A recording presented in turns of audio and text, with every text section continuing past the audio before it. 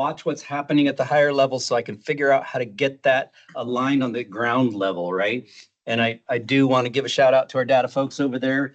You just recently sent us some data through the workforce board for the youth build grant that we just submitted on Monday. Whew, that was a heavy lift, but that grant will, if we're awarded, will help us continue some of the work that we've been doing at the iBuild program level. So construction training for youth, workforce development skills for youth, and GED completion, targeting age 16 to 24 out of school, not working out in school youth. So Team Oregon Build version. yeah. That's the language we've Yep. Making it happen.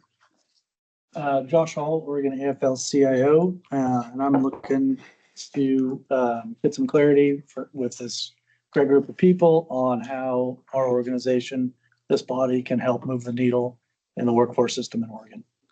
Good morning, Travis Ryman, Superintendent of the Hillsborough School District. I'm honored to serve as a K-12 representative in this conversation. I see K-12 as the roots of our workforce system in Oregon.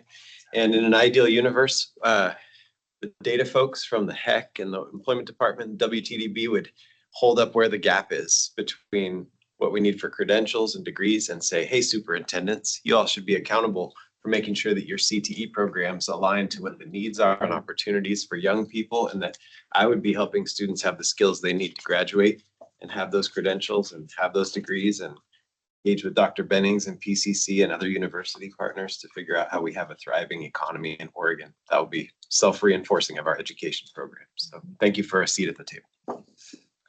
Good morning, everyone. Andrew Stolfi, Director of the Employment Department.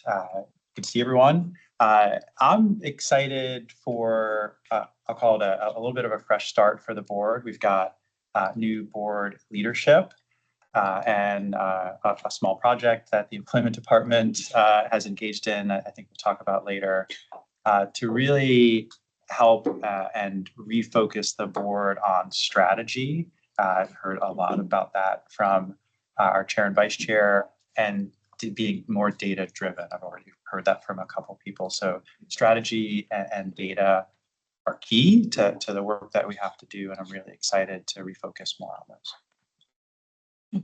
Hi, everyone. Neelam Gupta. I'm the Director of Clinical Supports, Integration and Workforce at the Oregon Health Authority. So I'm in an ex officio seat. My team manages a series of different federal and state-funded incentives and grants designed to increase workforce recruitment and retention for a culturally responsive healthcare workforce.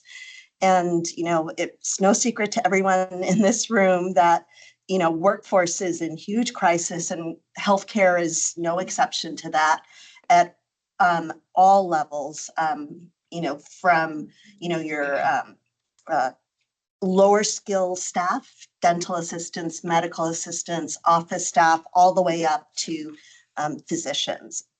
So really excited to be here and to learn from all of you. I'm Abby Lee. I'm the Executive Director of the Oregon Community College Association, and I'm thrilled to be here this morning to put some faces with some names that I've met. And I also am just really excited to hear about the clarity that's going to come as we think about some of the changes, as well as the good work that you've been doing. So our tagline is community colleges work for Oregon. So I think there's a Venn diagram here for this partnership, and I'm thrilled to be here. Thank you. My name's Alice Cadman. I am a board member. Actually, it's only my second meeting, so I'm really excited to learn something new. Also, very selfishly, I work at Lam Research. I lead the manufacturing department there in Tualatin. We're hiring at a rate of 15 new manufacturing team members a week. Wow. And you see that, you know, through the first half of the year, it's really exciting. So, you know, very selfishly, I need a really great, diverse pool of people who want to work at Lam Research and do that type of work. Second of all, I'm new, so I'm trying to figure out where my place is on the board, honestly, and I'm a little confused on what that could be besides just my selfish part of it. And then the last thing is being an engaged Oregonian. I do also care about the state and the future of our state. Good morning, everybody. Kim Parker Jadenis with Willamette Workforce Partnership, one of the 9 local workforce development boards. I'm here representing my colleagues. And I am excited about sort of revisiting our value proposition as a board and influence. I think there's a lot going on, obviously, and I do this work every day, all day. So for me, I live in this space and just am always looking for opportunity and embracing change. Awesome. Well, so hi, I'm Slush Chisan, Harris Ryback, Nikanim. Hello, good morning. My name is Harris Ryback. I've been a board member since, I was thinking, Todd, I think 2019, 2020, wow. Something like that. So I've really enjoyed it. I'm here representing the Confederated Tribes of Grand Ronde. I'm the director of our Tribal Employment Rights Office there, along with our board of director for our casino and a chairman of our Housing Grievance Board. So I'm really looking forward to just kind of like the increased collaboration, I think, and the increased engagement. I think it's awesome to see certain people around the table that you can just see plain as day that there's, I think, going to be this increase in kind of state level engagement and commitment. So kudos to Venkat also for taking that role, and I sure admire that and appreciate you in that role. And so, I look forward to connect with everybody. So thank you. Good morning. I'm Frances Robbins. I'm actually a psychiatric mental health nurse practitioner. So I connect with you right there, Charlie. And we both need to work. It's all good. And I wear many hats. So I'm the small business owner of New Start Psychiatry and TMS. We're a mental health outpatient practice that's located in Salem and in Portland. And we have a robust telemetry or telehealth program. Also, I am a nursing faculty at Chemeketa, and I am part of the, built the LPN to RN apprentice program. So it's first one in the state, HEC grant recipient. So we are excited about that. I'm on my second cohort. Our first cohort are all now RNs, and the second cohort is right on track as well. I'm excited about this board. I'm excited. I'm relatively new. I came in with the same path as Alice, and we've both been here for just our second meeting here and learning where best to fit in and how best I can contribute.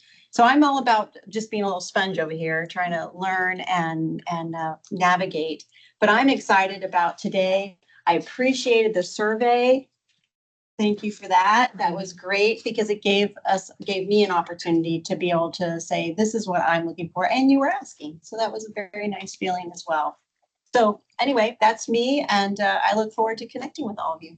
Thanks. Well, good morning, Adrian Bennings, president of Portland Community College. Been here as 4 years in.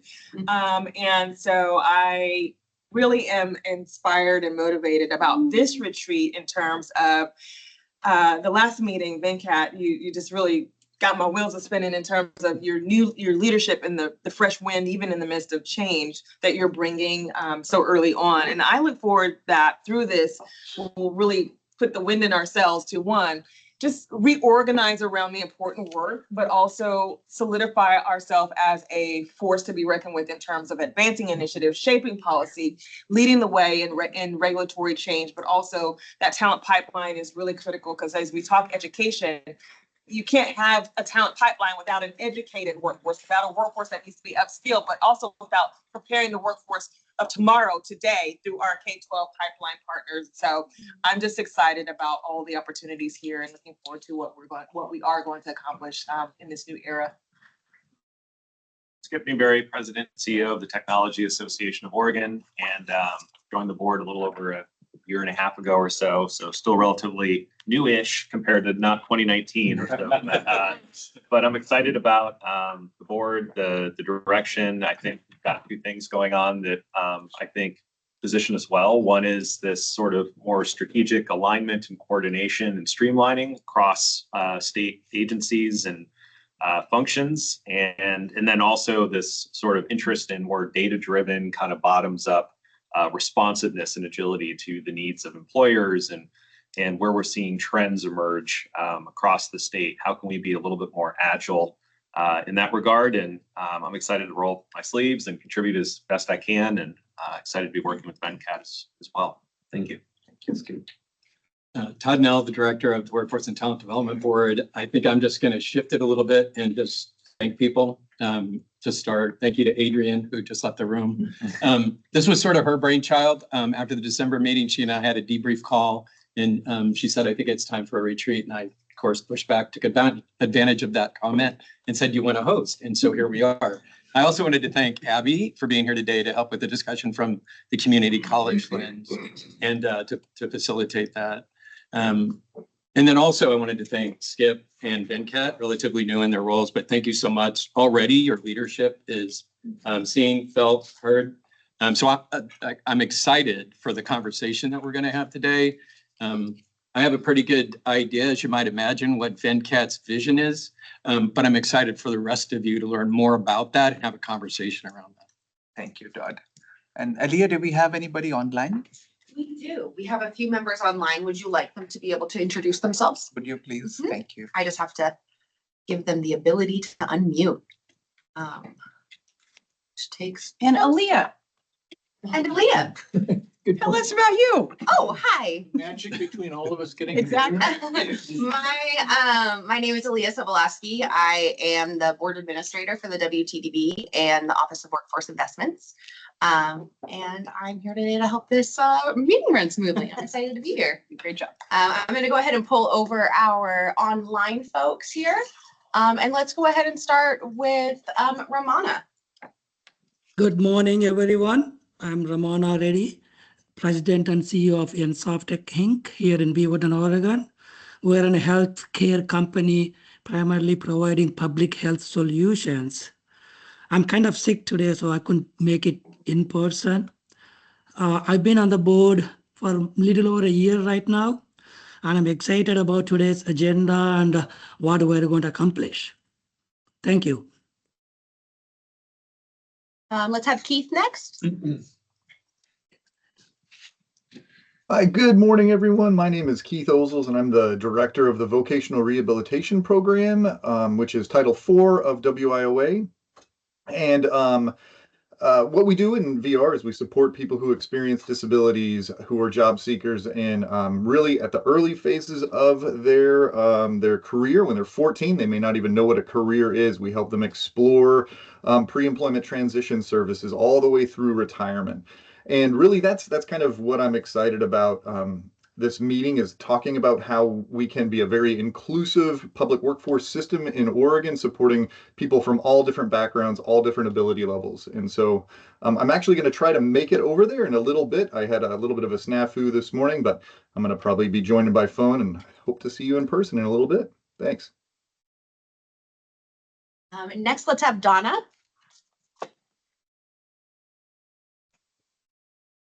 Did somebody just call my name?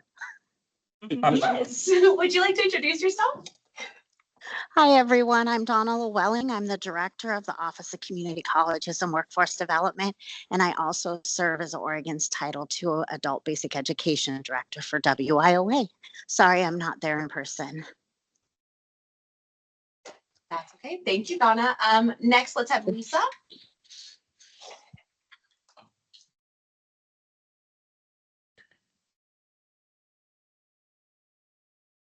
Is she muted, Aaliyah? Hi, I'm off mute, I think. Can you hear me? Yes. I'm making my way there right now. I just found parking lot 1. So but I run Oregon Life Sciences. We're the trade organization for the life science industry. Also relatively new to the board. I think I joined the same time as Skip. I'm excited about, I think I'm going to steal Kim's answer, revisiting the value proposition and influence and impact that this board can have. And just with the work that we're doing, our job is to grow the life science industry in the state. And in order to do that, we need a strong workforce. So very motivated and engaged, and we've got lots of programming we do to help support that. All right, I'll see you all soon. Thank you. And last, I don't know who the phone number is on our call. So if you'd like to unmute and introduce yourself, we'd love that.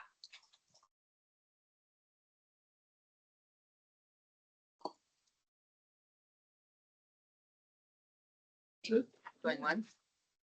Going twice. Moving on. Thank you, Aliyah. Yeah. So At the start, I'd just like to acknowledge the governor's decision to transition the support of the board from the HEC to the employment department. You must have seen that in your email over the past couple of days. And so from my perspective, I feel it's a good opportunity for us to influence the system more directly with accountability, more data integration, and customer service. But briefly, I would like Andrew to walk us a little bit through the history and the expectations, and hopefully set the stage for this move. Glad to. Thank you, Venkat. So I'll give a little bit of the why and the background about this and the context around it, because the support piece is one of 101 action items that we've put out. But the quick backstory: started as OED director June 23rd of last year. My first day on the job, just like everyone on their first day on the job, my boss, the governor, gave me a set of expectations. Primary expectation is to focus on customer service and also the agency's business support mission. In addition to that, and the governor is very clear, customer service is priorities 1, 2, and 3, just to be clear. She asked me to do an organizational review.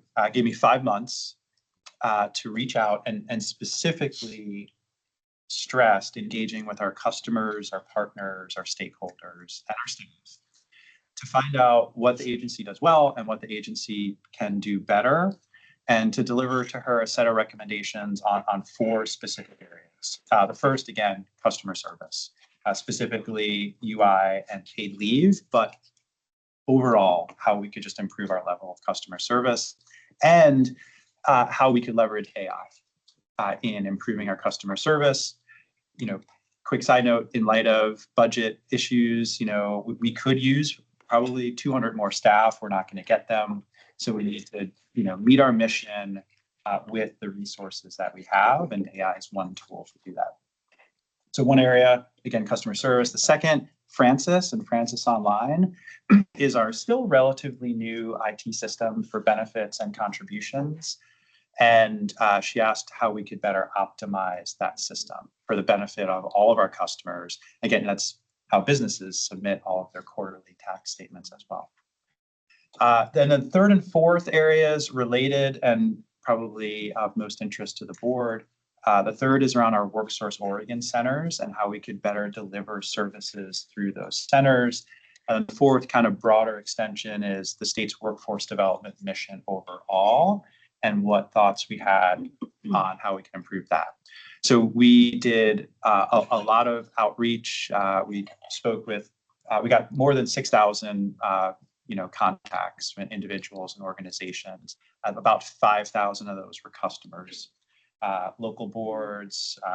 Andrew, could I ask a question? When you're saying customers, who are you referring to? Customer. Yeah, so a good point. So our paid leave customers, claimants, our UI customers, business customers. So we have a contributions and recovery section. They did a customer survey, and we also reached out through our WorkSource offices to customers who are coming in. So we had different online surveys and kind of also like in-person surveys that people could fill out. Absolutely. And 5,000 customers in a few short week period, 800 and something staff. We did staff focus groups, and then targeted discussions through our local areas with all the local boards. We got clear feedback, clear themes, and these are in the report. I'll try to be quick, but there's very clear themes that we heard from our customers. And from all of that input, we built out 101 recommendations. They are all centered, they all respond to the feedback we got, and they're all centered on our customers and the customer experience. And that's going to be the biggest point of focus that you're going to hear from me and from us, centering the customer experience across all of our programs. Real quick, without having read the report, are there any high level themes that you can surface just in terms of that have shaped the recommendations and possible changes, further changes ahead? Yeah, we kind of grouped it, like there were 4 main themes that we heard back. One is just around clearer, more consistent and understandable communications. So our customers sometimes struggle to understand what we're telling them, what the next step in the process is, what they have to do. Another one, our businesses want clearer communication, but they want a better understanding of what the services are that we offer. There's a lot of very good services, both from our research division and employer assistance that are just unknown. And our work source centers, that was another clear one that came through. We have more than half of the customers that come into our work source centers are seeking UI or paid leave assistance. Our staff aren't equipped or even allowed to give like a full suite of responses, which causes frustration in that customer base when they're coming in asking for help. So 101 different ideas. A lot of them are on customer service, and some broad themes there. We want to leverage AI as much as we can internally and externally. So we want to make our staff more efficient. One example is an internal AI chatbot that our staff would use. So say one team has a dozen plus different manuals, handbooks, guides, FAQs that they have to access when dealing with a customer. They have to know which handbook SOP has one set of questions and then go there. We're pretty close to putting, basically we put all those into one system, create like a Google search page where staff can go, they type their question in, they instantly get an answer with links to the different handbook that has that solution. Can cut down on call times, lets our staff then take more calls, which cuts down on call times.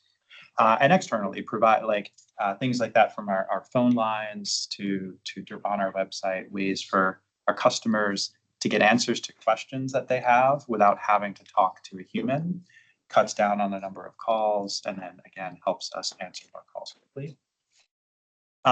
Again, on the customer experience, we came up with a customer journey map for UI and paid leave programs. Sounds simple, is not. Very, very complex programs. Not many states, there's 1 or 2 other states we've seen that even do that. That's a static map, which we're going to turn into a live, like a pizza tracker, like a live claim status map. And then to kind of work source and the workforce system. It could broadly divide the ideas we have there, the action items we have there into program and then kind of broader issues. On the program side, our modernization program is ongoing. That's a priority. We are going to finish that program. We've got other items around on-demand video, mobile vans, which are just about to launch to go around the state to provide better access, especially in rural areas. UI customers in WorkSource centers, we have a whole series of action items to address that. And then those are program specific kind of customer servicey ones. And then on the mission, the 2 that probably are most interest, combining Title I and Title III administration and funding in OED. I think that can produce more efficiencies and accountability for the system overall.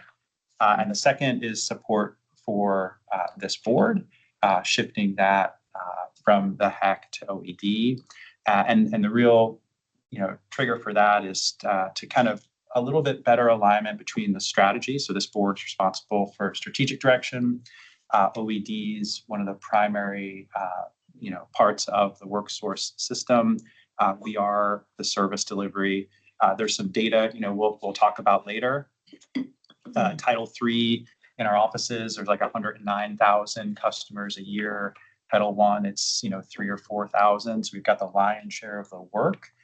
So aligning both of those titles under one agency, we think could be produce some efficiencies and ultimately get more money and benefits into those that we're serving. I'll pause there. Maybe there's a question. Well, let me just stress 1 or 2 other things. This doesn't change the mission of the board. That's the discussion today. The board sets its mission. This support switch is just that, it's support. And what you'll see is, we're going to elevate that support a little bit. There's still a lot of details to work out. We don't know exactly who's moving. We have got this summer target for making these changes. But we do know we're going to kind of split things at OED, where board support will be in the director's office, working directly with me, our chief of staff, Sarah Foster, who was the governor's policy advisor on this. She knows more about the system than I do. And then the Title I support will go with Title III in our workforce operations division. Thank you, Andrew. So from my perspective, I feel a little encouraged with this change. It's not just an administrative change, but I think it gives us some more strategic focus, and partnership with the employment department gives us access to data, which is one of the initiatives we're going to talk about in the next section. But thank you for announcing this change. Any questions for Andrew? Okay, so we should move to the next section, which is really our leadership priorities and expectations. So when we had this leadership change on the board, I proposed 3 initiatives for this year that I'd like to talk briefly about. The first one was a deeper, more strategic engagement with the governor's office. And the second one was a stronger and a much more intentional legislative partnership. On the board, we are, I think, required to have 4 members, 2 each from each party and 1 from each chamber. So we have Rep. Pham on the board now. During the holidays, I'd had a discussion with Senator Solman, and she agreed to serve on the board.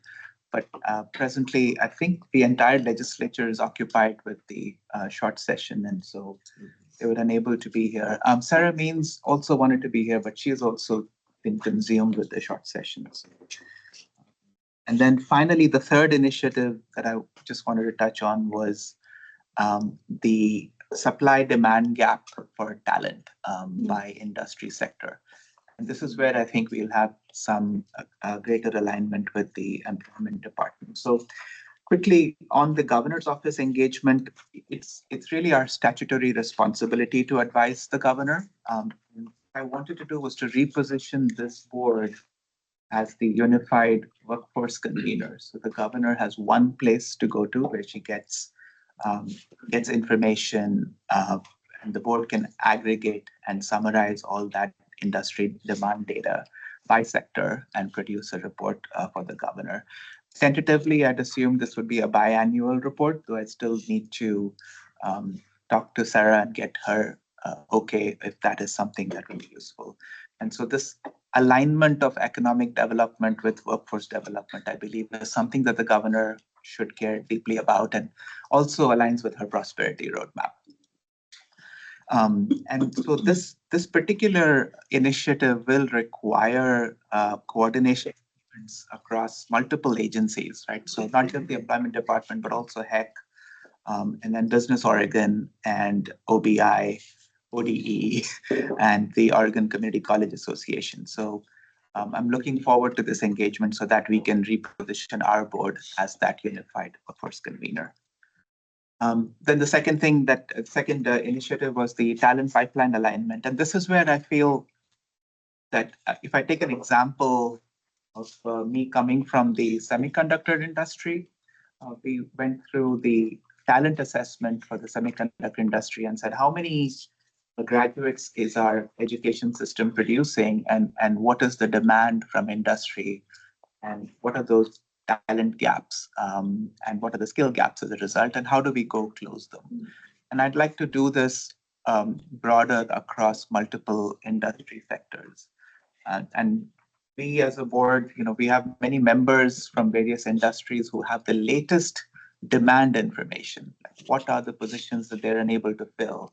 Where do they need help? How can the board help you achieve those goals? And this is where I think this board is very uniquely positioned to be able to provide that information to the governor. And finally, the third initiative was activating the legislative partnership, like I said. And the reason for this is really the fact that we need a legislative pathway for our ideas and recommendations to become policy. And historically, we haven't had much success in that, but I'm hoping we can recruit the right legislative members who are already serving in committees, and it would help them take our recommendations towards the legislature. So those are the three initiatives. And so I also want to talk a little bit about what this really means for board members, right? So I think one is that there'll be a higher bar. So members should really be decision makers, and they can convene their peers and commit some private investment or even help us make some informed recommendations. And so I also want to point out that the meetings that we have, I'd like them to be more working sessions where we bring problems, we look at opportunities and figure out how to solve problems rather than just updates. So I'd like those meetings to be more effective, and we'll talk a little bit more about that. So those were some thoughts, at least on the leadership priorities and expectations, but I'm happy to take comments or questions or anything that you might have in your mind. Any feedback is most welcome. I have one. I love this topic in particular because I think understanding the workforce needs help us to definitely align for existing employers. I think it's also extremely important to have that connection between us and the economic development department. Yep. Because if they're going out and recruiting employers to our state, we need to know what their workforce needs are going to be, even though we might understand what our existing workforce needs for the employers in our state. But if you're going to recruit new talent or new companies, you also have to understand what their needs are. And early on in my career, I worked with the Portland Ambassadors Club. And that was basically, I think now has become the Greater Greenlight Oregon division of the economic development, or at least the Portland area. And I'd go out because they approached me to join the association because they needed us to go out and meet with employers that they were recruiting. And a large part of it was they were looking for talent. And what I really found out is a lot of employers didn't move for tax credits, for even land to a certain degree, but they were looking for talent. And if they didn't have talent in that state, they weren't going to consider Oregon. So I think we lose sight of that. I think we look at monetizing incentives to bring people over. You can give anybody a tax credit, but if they can't employ the right people, it doesn't progress. And so I think there's always been a disconnect between what we do and what economic development does. And now that the governor has refocused on economic development, I think it's time to bring our two groups together in a more combined effort. Completely. If I can, I want to build on that for a moment. For all of the time that I have served on the Workforce Talent Board, in whatever side it is, when you take a look at how people find opportunity and how opportunity finds people, it's not necessarily them looking towards us for that connection. And in my opinion, as from industry's perspective, the people that are providing and networking that talent are not a part of this discussion. In fact, for years, for as long as I can remember, it's almost a competitive situation. We don't want to raise up what we can do for Oregon's talent because that's going to be in competition with those that are actually receiving fee services. And my good friend beside me, I know is we've talked about this in the past, but I actually feel as though there's potentially an open door for us to do something different that as an overarching goal to essentially to say anybody looking for opportunity or anybody looking for of opportunity, looking for talent would turn to us first. Our data, the programs we offer, and the networks. But that also means, I believe, as a board, we need to pull that private side of Oregon's employment experience into the board and figure out a way to work together. Thank you, Jared. I'd be happy to help with that. So from the life science perspective, we work directly, Business Oregon has 2 recruiters in the state. And we work directly with them anytime there's an inbound inquiry or an expansion opportunity. We're working hand in hand with them in terms of what the workforce needs. Because you're right, that's one of the key reasons, deciding factors of whether they're going to locate here, right? So there's a couple of projects going on right now where the workforce needs are going to be exponential in terms of what we have today. And if those projects land here, we're going to need to ramp up really quickly, right? And so I think we have some lessons learned that we can bring to the board for other sectors potentially, and or, I don't know exactly what that would look like, but I think data is a good place to start. And I'd be happy to sign up to help with whatever that is. Yeah, just at the governor's office level, seeing sort of Sarah's position and the focus around both economic development as well as jobs and workforce is kind of in one way a manifestation of what we hope to see in terms of strategy, between both economic development activities at the state and the workforce system. And just echoing what's been said earlier, I mean, number one question companies ask about is talent in terms of where they're locating or starting up. And from there, everything kind of flows from that. I do think that we have some opportunities to look at, not only for purposes of recruitment, but also as we're starting to see growth in certain sectors. I was having dinner with Aaron Fellis from Lam Research earlier this week, and he's like, the semiconductor industry is poised to, need a million new workers over the course of the next decade or so. And, so that's a huge supply demand gap that has a little bit more sort of predictability to it than, say, some of the changes going on in sort of AI software roles, for example, right now. And so I think that as an organization, we need to be thinking about how are we responding to the data, but not necessarily in a completely reactive way where we're just chasing the next shiniest object. And that's where I think this combination with the employment department is really valuable in terms of having access to that data capability and being able to help inform some of the economic development strategies too, because the last thing you need is a workforce system that has essentially critical industry sectors that it's recognized that are different from the economic development side of the house, which has happened at different points in time in Oregon with different groups prioritizing different industry sectors. So I think we're moving in the right direction along those lines. And Skip, the other thing I remember you telling me some time ago is about some other high-performing states where their economic and workforce development is really aligned and tied at the hip, so to speak. So I think this is an opportunity for us to get there and work out the how and the mechanics of it at this point. So, okay, could we move to the next agenda item? Any other questions? Yes, I just want to add real quick that there's a lot of opportunity right now.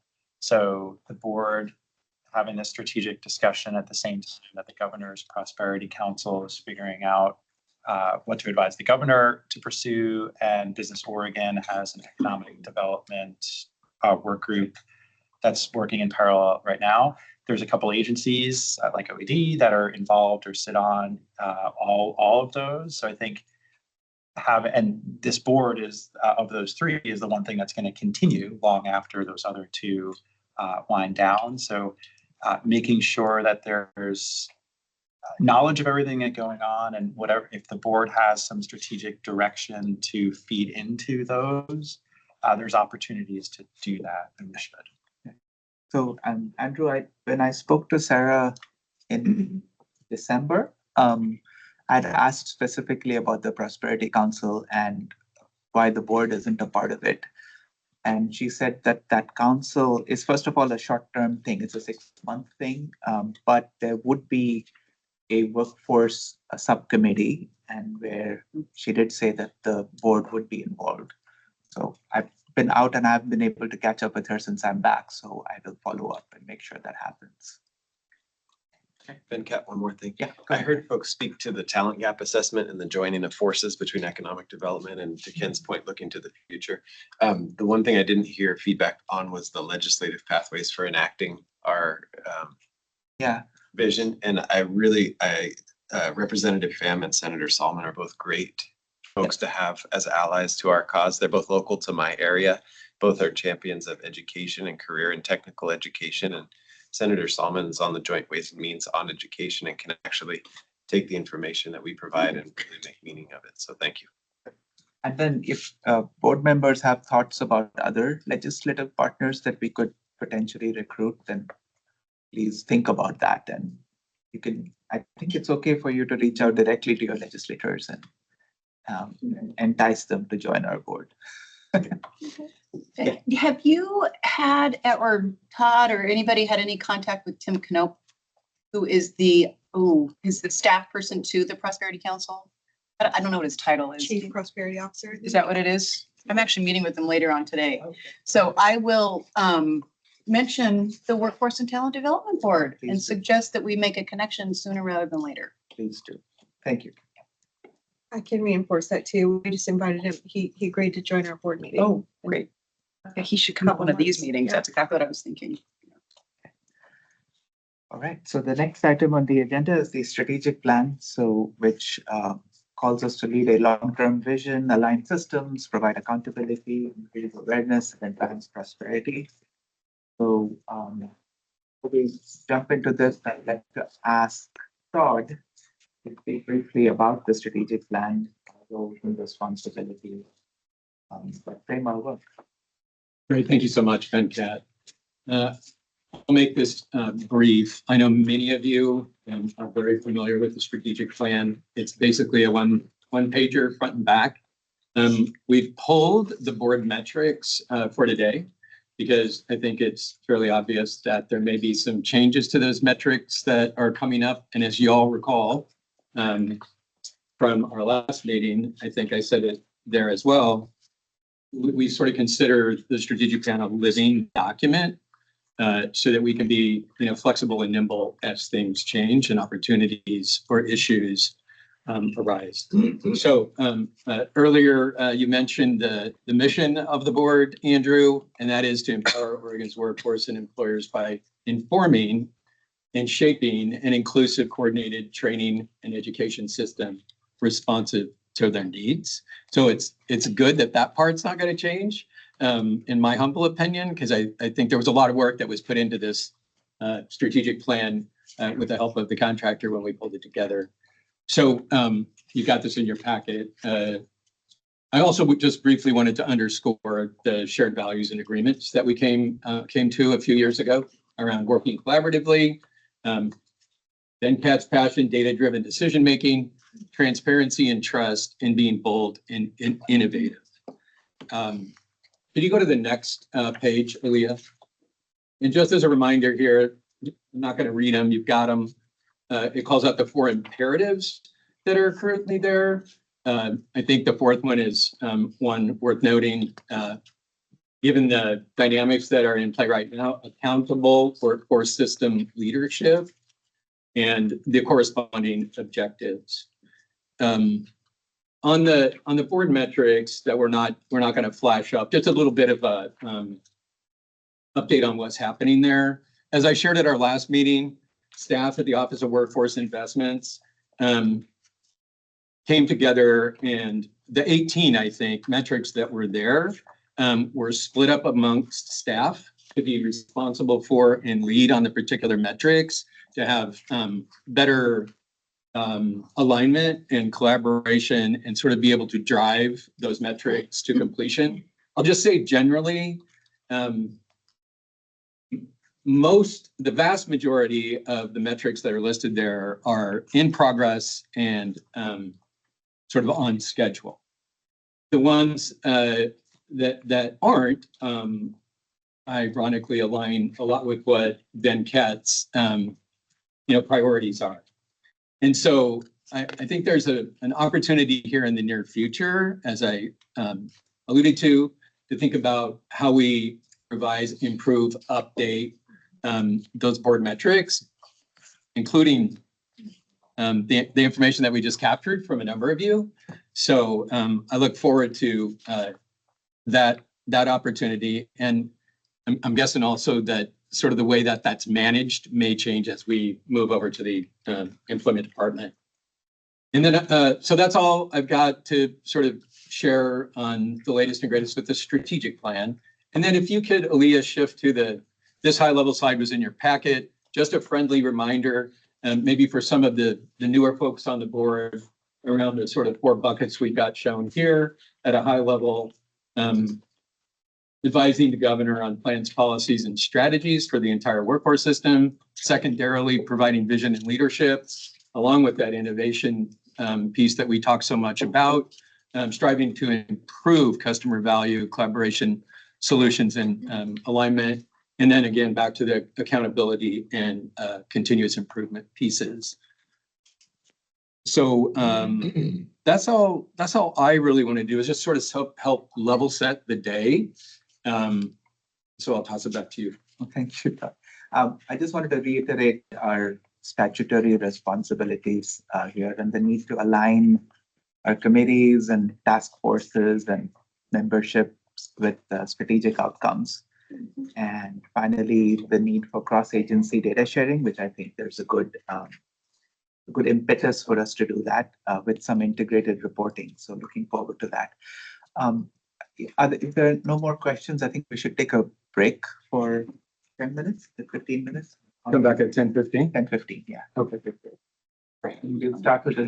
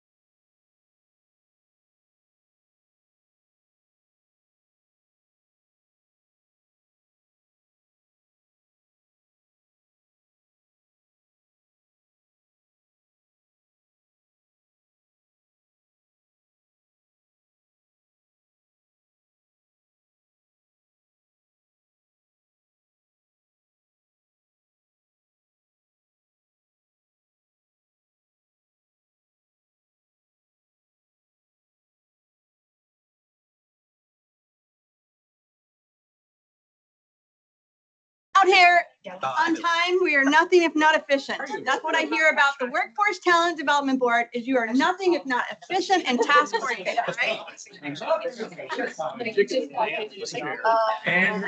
Can you tell I'm using my teacher voice?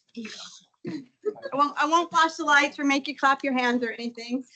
So again, as I said, I'm thrilled to be here. I am Abby Lee, and I am the executive director of the Oregon Community College Association. And I hear many of you have fascinating jobs, but I have the best job in the state. So I represent all 17 of our community colleges. And so I have to start with a little bit of a plug for our community colleges because one of my board members is also sitting at your table. Yeah. And we are at Portland Community College, which is the most innovative community college in the state. So thank you, Dr. Benning. And really, in addition to just being a part of this conversation, so I just feel really lucky to be in this room with you.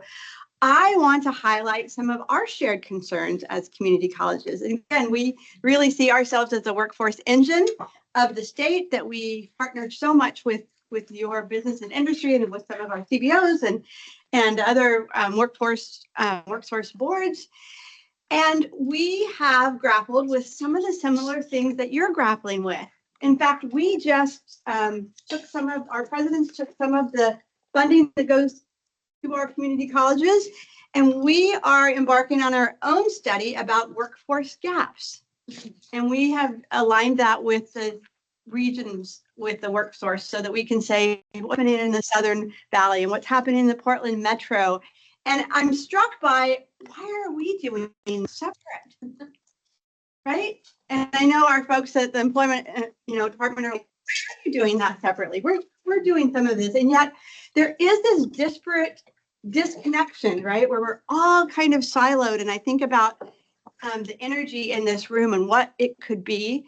And I'm so excited and motivated and inspired, Venkat, by your vision for this board being the convener, for us finally coming together for the greater good for Oregon, right? And so I hope that we can have a little bit of that discussion as we move into some of the action items that can fuel your work and our work together as we move forward. And so as Venkat kind of went through the three areas that he has outlined as a little bit more of a vision, or I would say a strategic framework, or something that we can actually do, right? Like what could it feel like a year from now if we had accomplished something, and that as we're sitting, hopefully we could get back together in a year and you would feel like, yeah, what I said at the beginning of this meeting, what I wanted to come out of this is actually happening.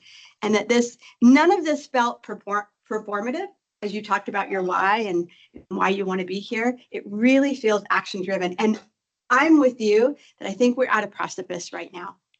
That we have a prosperity council that's working for 6 months, but this is going to be the energy. And we have an opportunity, and those of us from the outside of the board are a little bit like, what's happening with this shift and the change, but we're really excited, Andrew, with your leadership, and it's gonna move us. So I want to think kind of broadly to this idea of activate partnerships.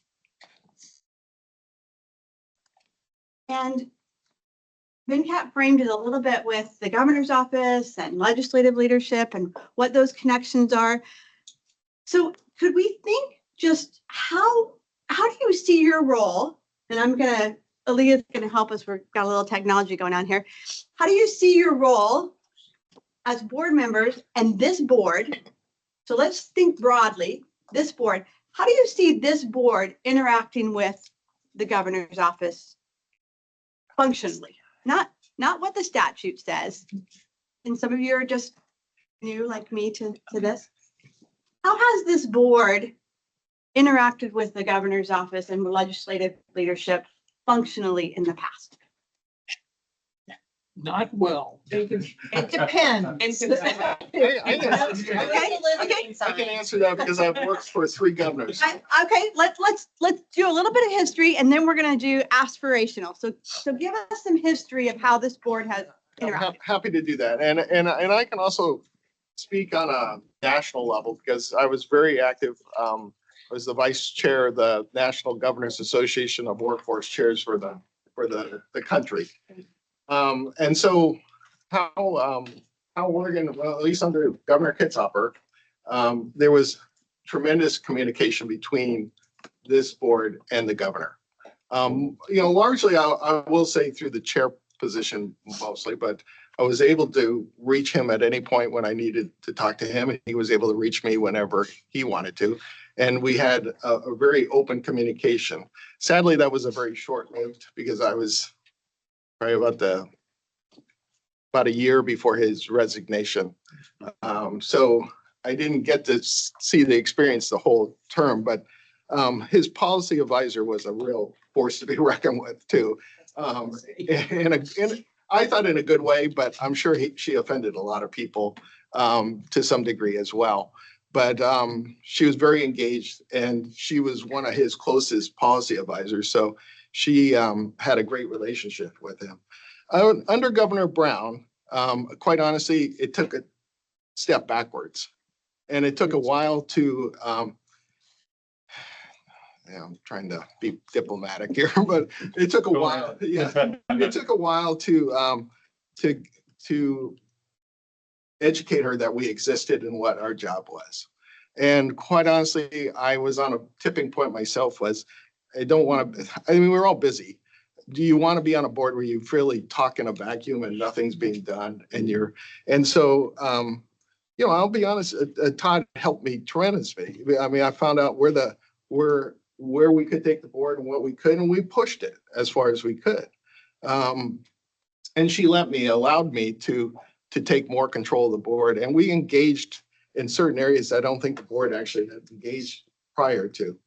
And now I feel, quite honestly, Governor Kotek is kind of a continuation. I think the experience of a governor, you forget that these people are just normal people to some degree, and they come from different backgrounds and different experiences.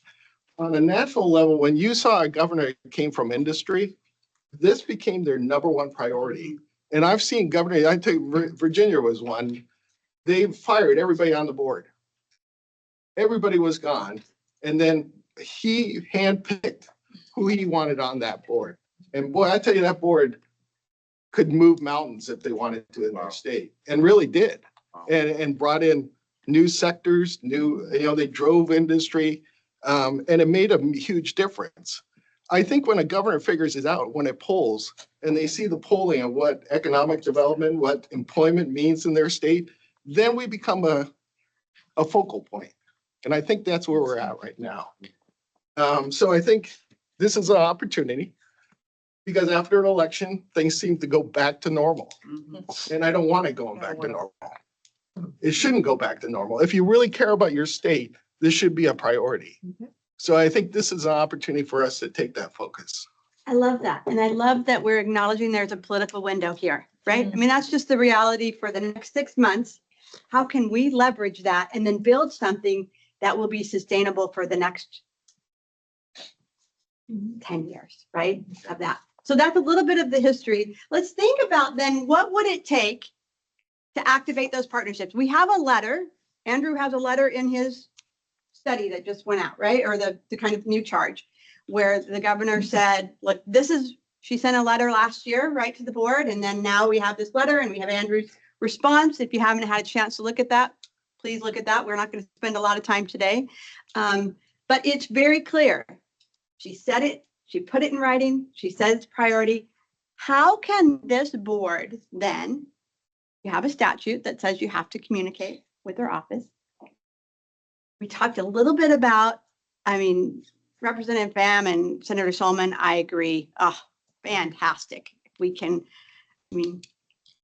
are individuals who have the governor's ear. They also have a lot of influence on committees for appropriations and also policy. But what else? Let's think about the governor's office. So we have Sarah, right, who's not able to be here today, but she's going to be engaged.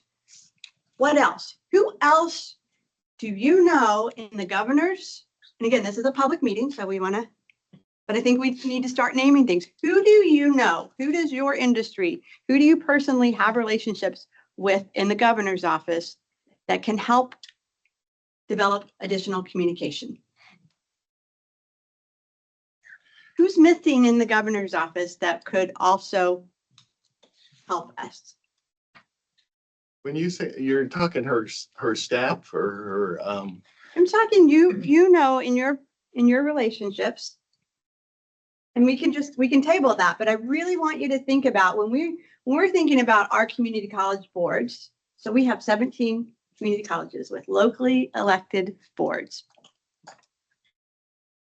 And we try to have one voice when we go into the Capitol, but we know that we have 17 different boards with 7 people on each board who have their own kinds of relationships. That's the energy that this board can bring. Not a disparate conversation, but as this board is coalescing around, these are your priorities. venkat has laid out some really clear next steps that we can develop over the next few months. Who do you know? Who do you already have those relationships with? Well, this is not going to be an answer to that question, more of a question to prompt some thinking about it in a different way as well. And I wonder, you know, when we talk about activate partnerships and who do we know in the governor's office, I wonder, because in my experience on the board, let me give some context. On the WTDB board, I have also shared that there is a missing connection and alignment directly to the governor's office. And I liken it to my position. You know, I have staff that people can connect to, and people have a different sense. They're like, but we can never connect to the president. Like, and so there's that same sense. I'm recognizing that as a board member. I'm like, oh, that's how it feels. Oh, okay. Let me think about that before I direct them to my staff. And then I'm super busy still. So that's another thing. But I wonder collectively as a board, how we can activate through the chair to have more direct, strategic, intentional connections and communications and with the president, with the governor, and we align in this space with that one voice as a board member. And because that direct connection is what's missing. And that's where we've got to get first.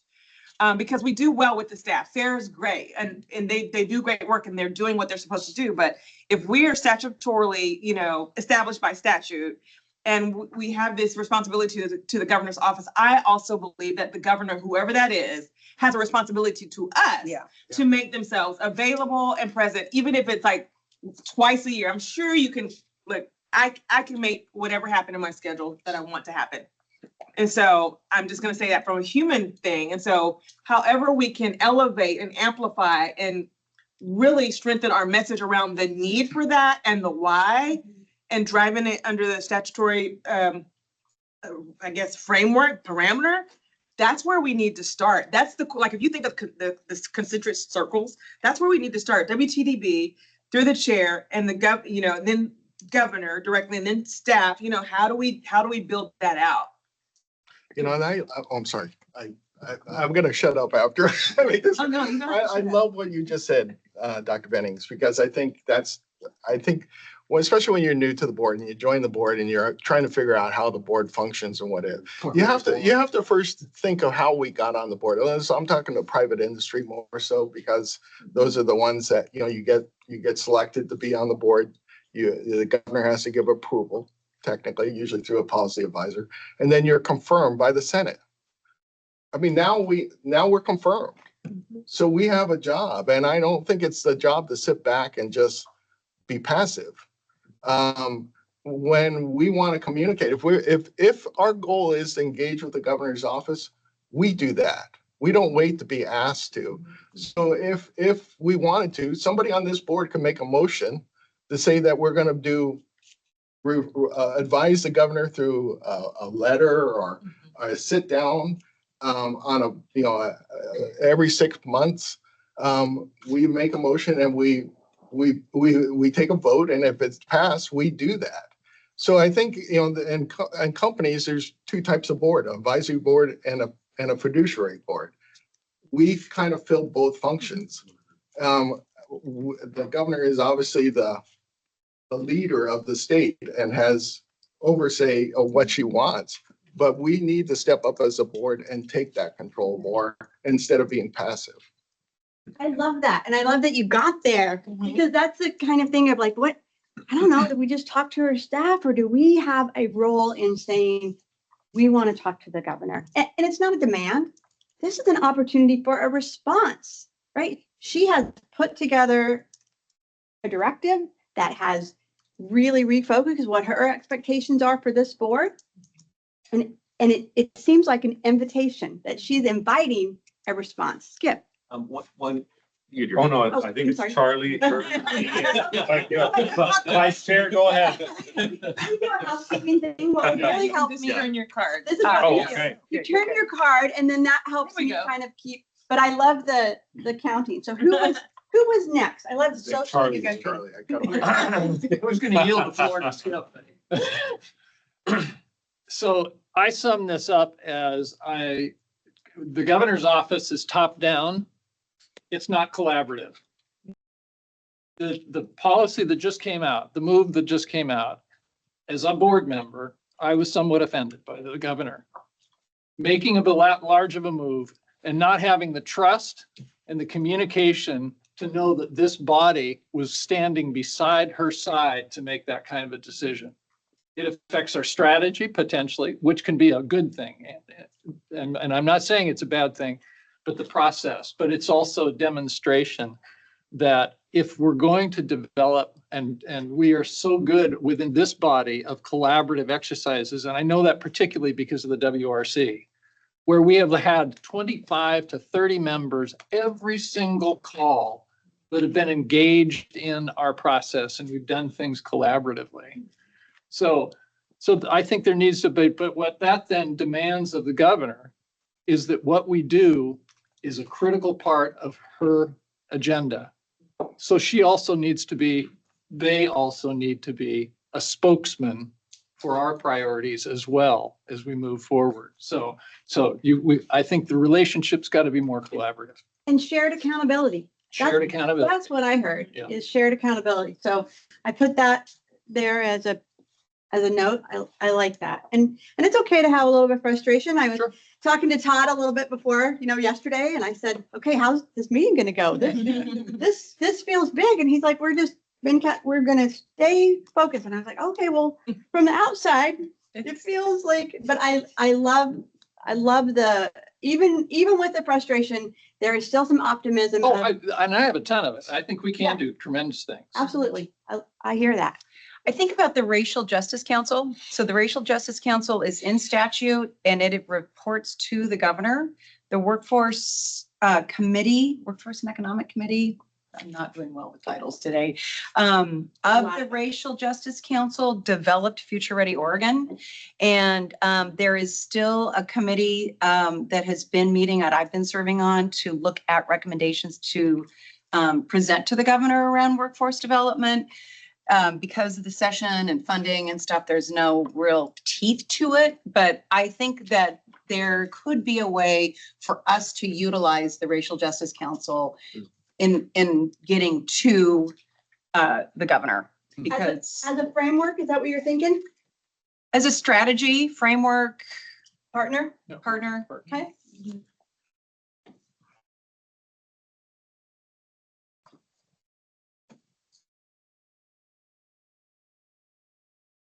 I like that. Go ahead. Oh, I was just gonna say, well, that just made me think, I don't really have the answer to the question of who could be that conduit, but I know that with the people in this room, we have, county commissioners, industry leaders, state, people involved with the state. Now we have, Andrew involved, but what I was gonna say in terms of kind of how to make that come to fruition, not really the conduit, is basically Venkat's word of turning these meetings into a work session and not, I don't want to say a data dump, but I think that's for me going to be the hinge that the door swings on in terms of approaching this. And for me personally, it's been very inspiring already just thus far, being my first meeting with Venkat, chairing and Skip as vice chair, but it's kind of lit an additional flame under me, which I know Ken and folks like Ken and Charlie who have been doing it longer than I have, but it's this thing where I want to see the needle move more than I ever have before. And I think it's because I'm viewing these meetings as a work, and I've wrote notes to add additional work to myself. This is the last thing I need. but you know, to add things to my plate because I'm like, hey, the needle can move now. And so I think viewing the meetings and the communications that maybe are even more than quarterly, you know, and I know there's different pieces of the board that meet maybe more than quarterly, but just that continual kind of evolving of kind of that work session mindset versus just let's learn what the state's currently doing, what the numbers are currently telling us, and that kind of stuff. So. And so I really like that. I'm gonna ask just really quickly as we're thinking about these connections. So Harris, as you have other interactions in your professional role with the governor's office, how comfortable are you if the board has, you know, voted and said, this is what we're doing and we are aligned on one voice. How comfortable are you in that other meeting that you're having with, as you're representing tribes on another issue, also mentioning, hey, by the way, did you know I'm also a member of the Workforce Talent Development Board? And while I'm talking about this issue that is in alignment with everything that you do professionally, right? Because we're throwing that. Is that something that you as board members see as your role, responsibility, and opportunity? Well, I want to say definitely. I was talking to her about, you know, I'm meeting next week with somebody from WorkSource Oregon, and not with my workforce talent development hat on, with a different director hat on, and so I think it's an obligation of board members to balance those hats because I like what Ken was saying. I don't know if it's easy to lose sight of it, but I mean, we are governor. I take great pride in saying this is a governor appointed board, you know, and it's just not these people just come off the street. It's, you know what I mean? Yeah, right. And no offense to people coming off the street, but you know, it just the fact that the seats we fill that's been a strategy to fill these seats. And so I think the answer, and I'd love to hear other people, but I would bet you the majority of people sitting at the table are going to say, I'm more than happy to leverage my current position in whatever area I'm at within the state.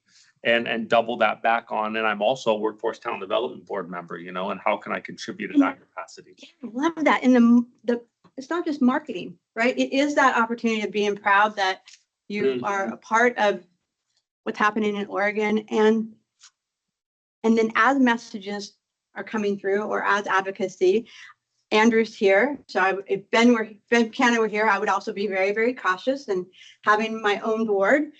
I want to continue to acknowledge that you speak as one board when the board makes a decision, and when the board has made a decision legislatively, statutorily, you need to support the board. So that's my paid advertisement for compliance. I can also tell you that I worked at a rural community college in Eastern Oregon for 25 years before I took this position. So I love rural Oregon. I love small towns. And I also had the opportunity, just by way of background, I have my PhD in public policy and I studied community college board. So I really love this whole board role. One voice is really important. I also served 10 years as a legislator. And so part of my lived experience is the legislature is not like an industry fight.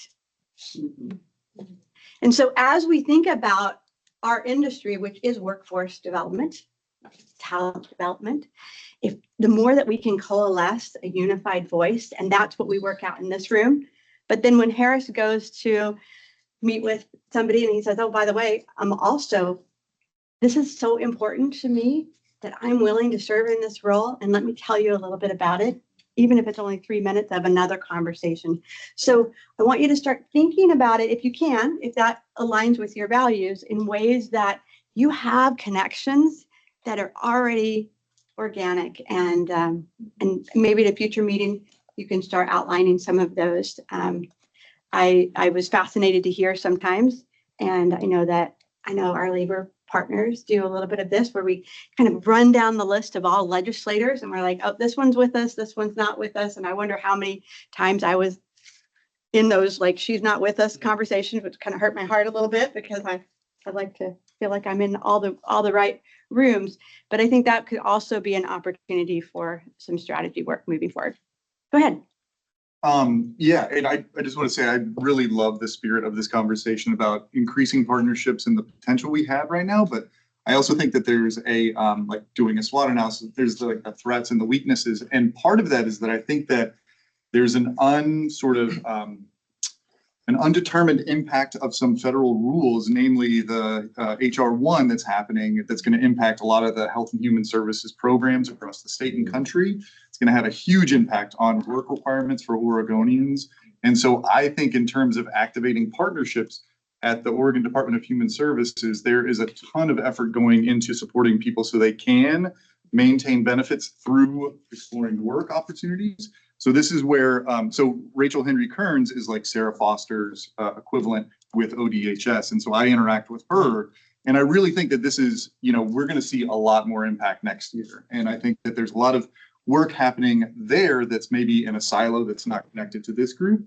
And if we're not duplicating work, or at least using that as a catalyst to the work that we're going to do in this board, we're missing out on an opportunity there, because I think these impacts are going to happen in the next several months and years. And it's going to take a lot of collaboration. Thank you for bringing that, because we're all looking at funding, right, in the next couple of years, and these changes to everything, to Medicaid and to all of our partners. So calling them out as a specific connection, that's fantastic.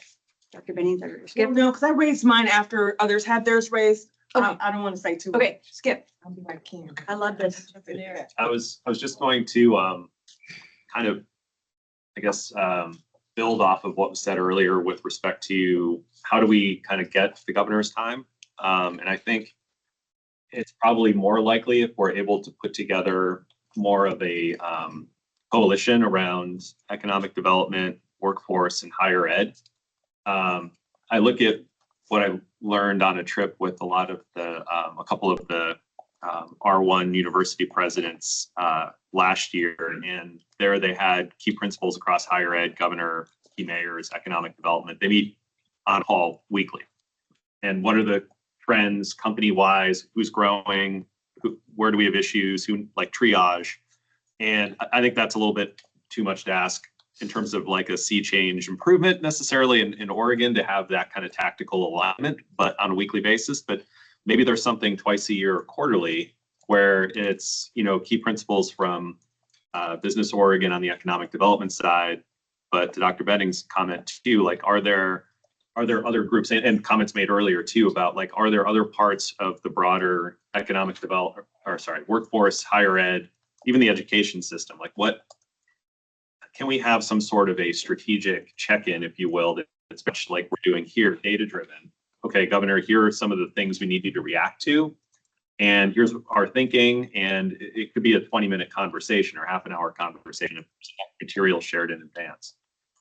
That's a missing piece right now. And I feel like we could get there with the right coalition making the ask of the governor's time. And it seems like that would be in her self-interest, Yep. right? And in our self-interest of how are we communicating those pieces? So I love that for an action item. And then we think about who's missing and why is that not happening? So, help me socially negotiate here. Andrew. Thanks. A couple of quick points to respond. At the beginning, I mentioned I'm excited about the opportunity that the board has. And this is another opportunity. I appreciate the plug. Please read the governor's letter. She's very committed to workforce development, and this is a great opportunity to seize upon that. Mentioned inviting the governor, right? It's saying you get 100% of the things you don't ask for, or however that goes. Like, invite the governor, right? And if we have things that I'm not going to speak on her behalf, but a lot of things folks mentioned about having work sessions, focusing on strategy, really focusing on accountability and other strategic issues. The governor, I know her well enough, would be very interested in the results of those and engaging in those discussions. Let's invite her to be a part of those discussions and to see some of the results of that. Kim's idea about the RJC is a good one as well. The governor's very involved with the Racial Justice Council. I know that they are also thinking and working on economic development, workforce development issues. Another good opportunity to collaborate and align there. And then let's I'll say about how to engage, what the conduits are. There's 2 board members who sit on the governor's cabinet, me and Ben. We have weekly meetings with the governor's policy advisor and meet with the governor as well regularly. We can be a conduit to the policy advisor. It's why we're on the board. And the policy advisor, I'll just tell you, is the key. Exactly. Right? I think the governor would come if we invited her, but the policy advisor meets with the governor a lot more than I do. And the more we are sharing, the more I can take from the board and talk to Sarah about, Sarah can take to the governor, and then we can get feedback. Thank you for that. So thanks for your willingness. You have and I think, again, I will go back to this opportunity, right? I see it as the governor's invitation to your board and then inviting back. So that's fantastic. Travis. We have a relationship between us and the head of the Oregon Department of Education and the state school board. So that could be a way that we enact change. We've already, I sat on the accountability advisory for the new accountability system for K-12, which now includes 3rd grade reading scores and 8th grade math scores as part of Oregon's new accountability in K-12. And then there's a allowable metric that districts like mine could choose, which would show rates of completion of CTE credentials at the end of graduation. So those are ways that we've already, or that I and my cronies in the education system have pushed workforce and readiness into the state level education conversation. And the problem is that in Oregon, I have observed in my experience that in order to create like an apprenticeship for K-12 education, I've related to the employment department for data. I've related to BOLI to try to register my apprenticeship. I've related to the Department of Education to make sure graduation requirements are met. And all those are different silos. So I appreciate this activity because in a time of scarcity, we need more alignment before we ask for more resources. And so that's our habit of mind now in education because we're not getting more money. And I think this is a valuable exercise. That shared services. And then, so do you feel, this is one of the things that we ask our board members a lot when they go back to other groups, as a member of the Workforce Development Board, Talent Development Board, Travis, when you go back and you're talking to your peers or you're going to COSA, do you feel like you are representing the board? Do you feel like you have an opportunity to say, hey, and by the way, as a member of the WTDB, I want to tell you that we're working on this thing and I think this could be an opportunity? Yes. So I'll pay $5 later for asking me that Oh, question. it wasn't my full bunch. Yeah. That's all we got in education. Wasn't even a Right. plan. Cheap bribe, man. Yeah. So last Community winter, colleges. Jennifer Purcell from the HEC and I facilitated a panel of superintendents and then rep from the HEC to talk about Future Ready Oregon and in health sector and manufacturing. How is it, superintendents in the room at a COSA conference just for superintendents, how is it that we should leverage this workforce demand to reinforce the importance of our CTE programs? And how does that work in health sector in rural Oregon? How does it work in manufacturing in Hillsborough?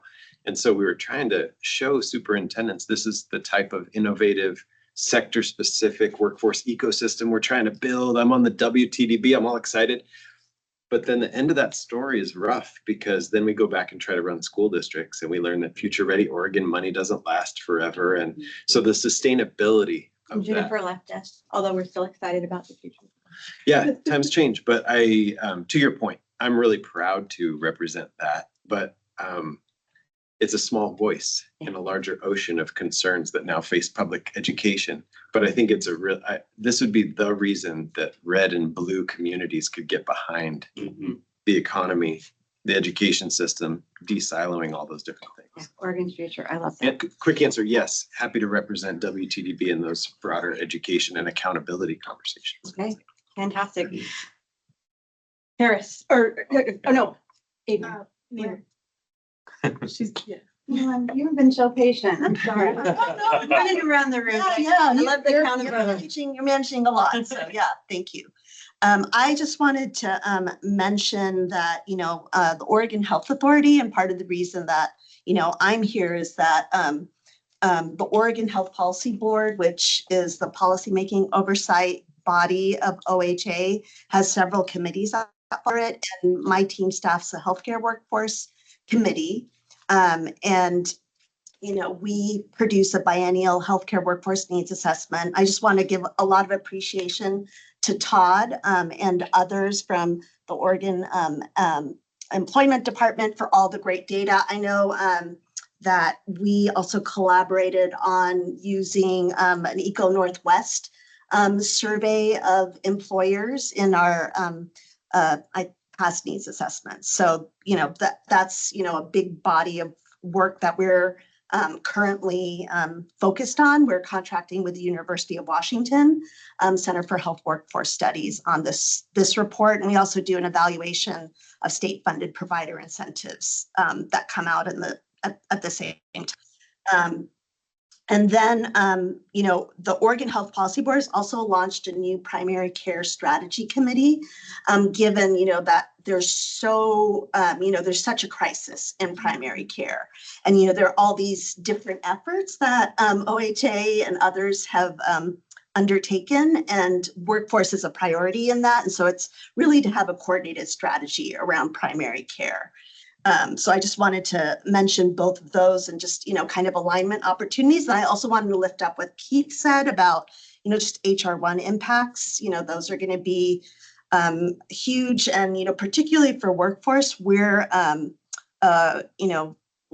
some of the issues, in addition to what Keith mentioned, that have come up have been the lifetime limit on federal loans of $250,000. That's going to impact some, physicians or psychiatric nurse practitioners, ability to enter those occupations. That's right. And also the definition of who qualifies as a professional, so those are some of the issues we're looking at as well. Especially through an equity lens. Yes, which is part absolutely. Yeah. Which is part of what we're doing. Yeah. And let's come back to that again when we're talking about data and demand and what kind of resources you have for data. Sure. Yeah. So we're going to pivot to that in just a second. So I love that. Let me bookmark that. Okay. Okay.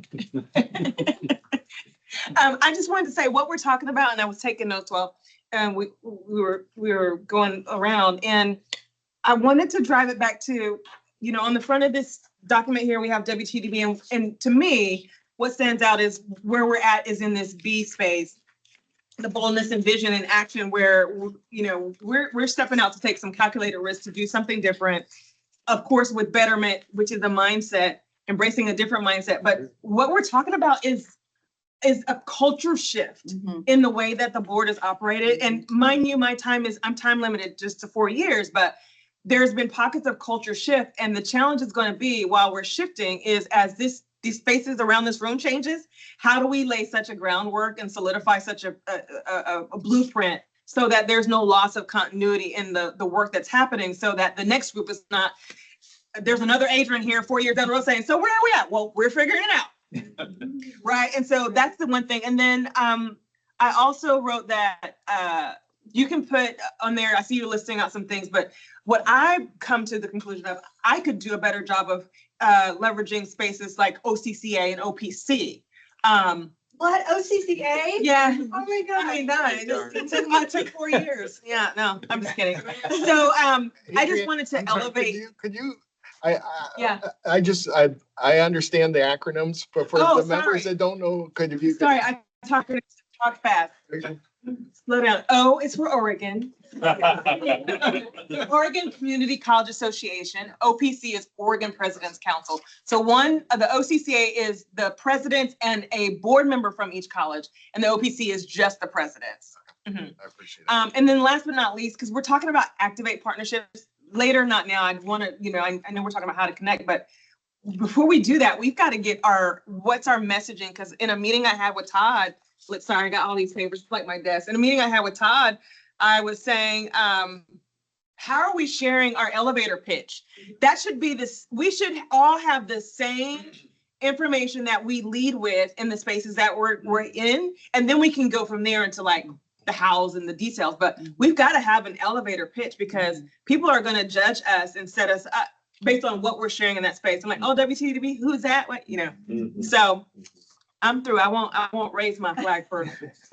This is exciting though. I love strategy. I was like, isn't someone going to mention the Oregon Community College Association? I mean, gosh. And I only said that because if you think about each of you have a community college in your At least community, one. at least one, sometimes couple, right? Depending on, but I'll tell you 100% of the legislators have a community college in their district.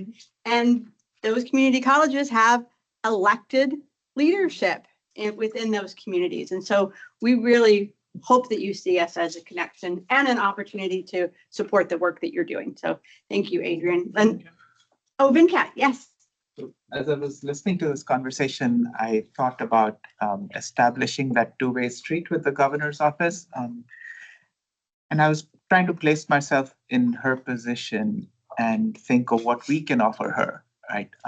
So I think it's helpful for us to think about what are the top 2 to 3 workforce issues that the governor should hear from this board, say in the next 6 months. And what can we offer her? So maybe it's something like a talent pipeline snapshot covering a couple of industries, perhaps healthcare, perhaps technology, and then go with some specific recommendations. And that might help establish some greater credibility, I guess, for the lack of a better word, with the governor's office. And secondly, what I'd like us to think about are what legislative concepts or policy levers that we feel as a board are most urgent to align workforce development with economic development. And maybe if we go with these thoughts, we can have a better dialogue with the governor's office. So for what it's worth, Andrew, I did mention to Sarah on our call that we'd like the governor to come address the board and talk about her priorities at least annually. And she said she would try to arrange for that. But I like the fact that you are volunteering to be our conduit to that. So, thank you. And Venkat, we're going to talk about action items. So I'm hearing that as a specific action item that we would like to take out of this board. And to your point, again, I am a person who assumes goodwill. I think everyone in this room is assuming. We are hearing that the governor is sincere. She is asking this board to work with her. And there is a real, again, there is a policy window, but there's also a political window for the next 6 months that I think we can really leverage to help her do the things that she is wanting to do on this Prosperity Council, which is really coalescing. I mean, you know, talking to Tim and seeing how we can connect with that, helping people do their work. I just had a small suggestion. I don't even think requires a vote, quite honestly. But when somehow during this discussion, I remembered back in the time when I first joined the board that the governor's name was actually listed as a member, not the policy advisor, because it is a governor's board. So the governor was a member of the board. I'm not discrediting Sarah. She's a representative of the governor on the board, who's basically her proxy when the governor's not attending a board meeting. Small change, but with big meaning in that it is her board. And I don't know the requirements of WIOA on this, but I think WIOA probably states that the governor is supposed to be a member of the board. So I think we should really kind of delve into that a little bit and find out what that is. But regardless, her name should be listed as a member. That would give you a direct connection. Kim. 2 quick things. It's been mentioned, but I want to make sure we capture it. And that is the Prosperity Council and the Chief Economic Prosperity Guru guy, Tim Knoop. And also I'm thinking about the Venkat, you triggered this. We have the summit coming up with the report that will be Talent assessment. talent assessment. Thank you. The talent assessment and the talent summit. And that's in April, May 19th. May. So, I mean, what a great opportunity to, first of all, Yeah. provide something. Here's an assessment that has been compiled, and we're gonna launch it at this big party on May 19th.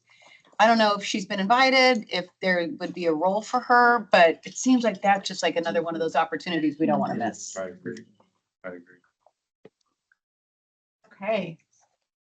So I think our juices are flowing. What do we say, May 19th? And again, if this gives you any sense of how my brain works, I don't know, just a little bit of inside the head of Abby Lee. But I think, and everything's being transcribed, so we're not losing anything that's been said. But I just pulled out a few things. Is there anything that I'm missing on the Activate partnerships? Oh, yeah, well, I had some stuff, but it was toward data and demand, but for the active faith partnerships piece, I want to connect with Venkat and Skip and Todd at some point to see what my role could be in terms of connecting the 9 tribes within Oregon. And see, you know, they are the minority of the workforce, you know, and I think in the US period, they're the minority of a population, but I think showing that commitment to them and what their workforce needs are can contribute. The one thing I want to add to what Ken said in terms of adding her or the governor to that is, and I leaned over and told her about, I think that would speak volumes to the board to have her come and I think unfortunately I'll be out of state May 19th, but that's like a perfect cue, a perfect tee up to have her come potentially and make the board feel like she's kind of speaking directly to us. And so I support that, Ken. I think that's a wonderful idea. And like I said, we can address the logistics of that if it, you know, what's needed, actually have her listed as a board member. But I think that's a great move that I think aligns with what we're trying to achieve now.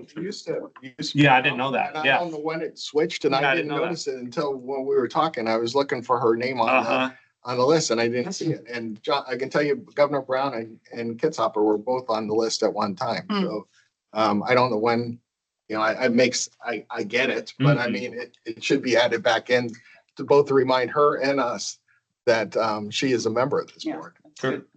But she's elevating the board right now, so that's a good connection. Charlie, do you have another thing on? Well, it's just partnerships before we- maybe a question of ignorance. We've talked about economic development, but have we actually received in a sense, the governor's focused priorities for economic development? And have we looked at how that coalesces, complements, or doesn't complement what we're doing? Because at the end of the day, when you were talking about going to see the governor with the action items, there's nothing stronger than to say, here's the need of economic development and here's what we're doing. And we purposely pulling those together. So it requires us to understand the other agencies' priorities to see how we coalesce and align, because I think this is a collaborative body. That is one of the strongest pieces that we have in this around this table. And would that finally get us out of all the committees? I think Oregon does such a good job of, we have committees, we have initiatives, and then if we could, and to Venkat's initial, that this board is the convener for all the things that are happening. And we're helping the governor reach those goals, and we're helping the legislature. Yeah, and so back to our point here, it's not an individual. What it is, it's the group of documents that we have said, we're either aligned or we're not aligned. So. I like that. Okay, so we could spend days on partnerships, but continue thinking about it as you're driving home or 3 o'clock in the morning when you can't sleep. Just roll over, drop some things. Adrian, do you have I was gonna say, as we, maybe for whoever is, once we get the partnerships lined out, it would be good to categorize the partnerships so we can see in this realm, we have this number or these, and then we can help also identify gaps in the types of partnerships that really directly align with the roadmap that we're planning ahead. So if we can bucketize those in essence at some point, that would be great, or have another, you know, that could be a great working session follow up, but I just wanted to put that out. That's a great, and we'll try to capture those action items too. I know Aaliyah's doing that. We'll have some takeaways as we walk through that. And one of the things that we're doing with our presidents, which Adrian will get her survey next week because we love surveys, but we are asking our presidents, what are you involved in your community on economic development, so that we can start leveraging and just an audit inventory of all the things that your college is involved in.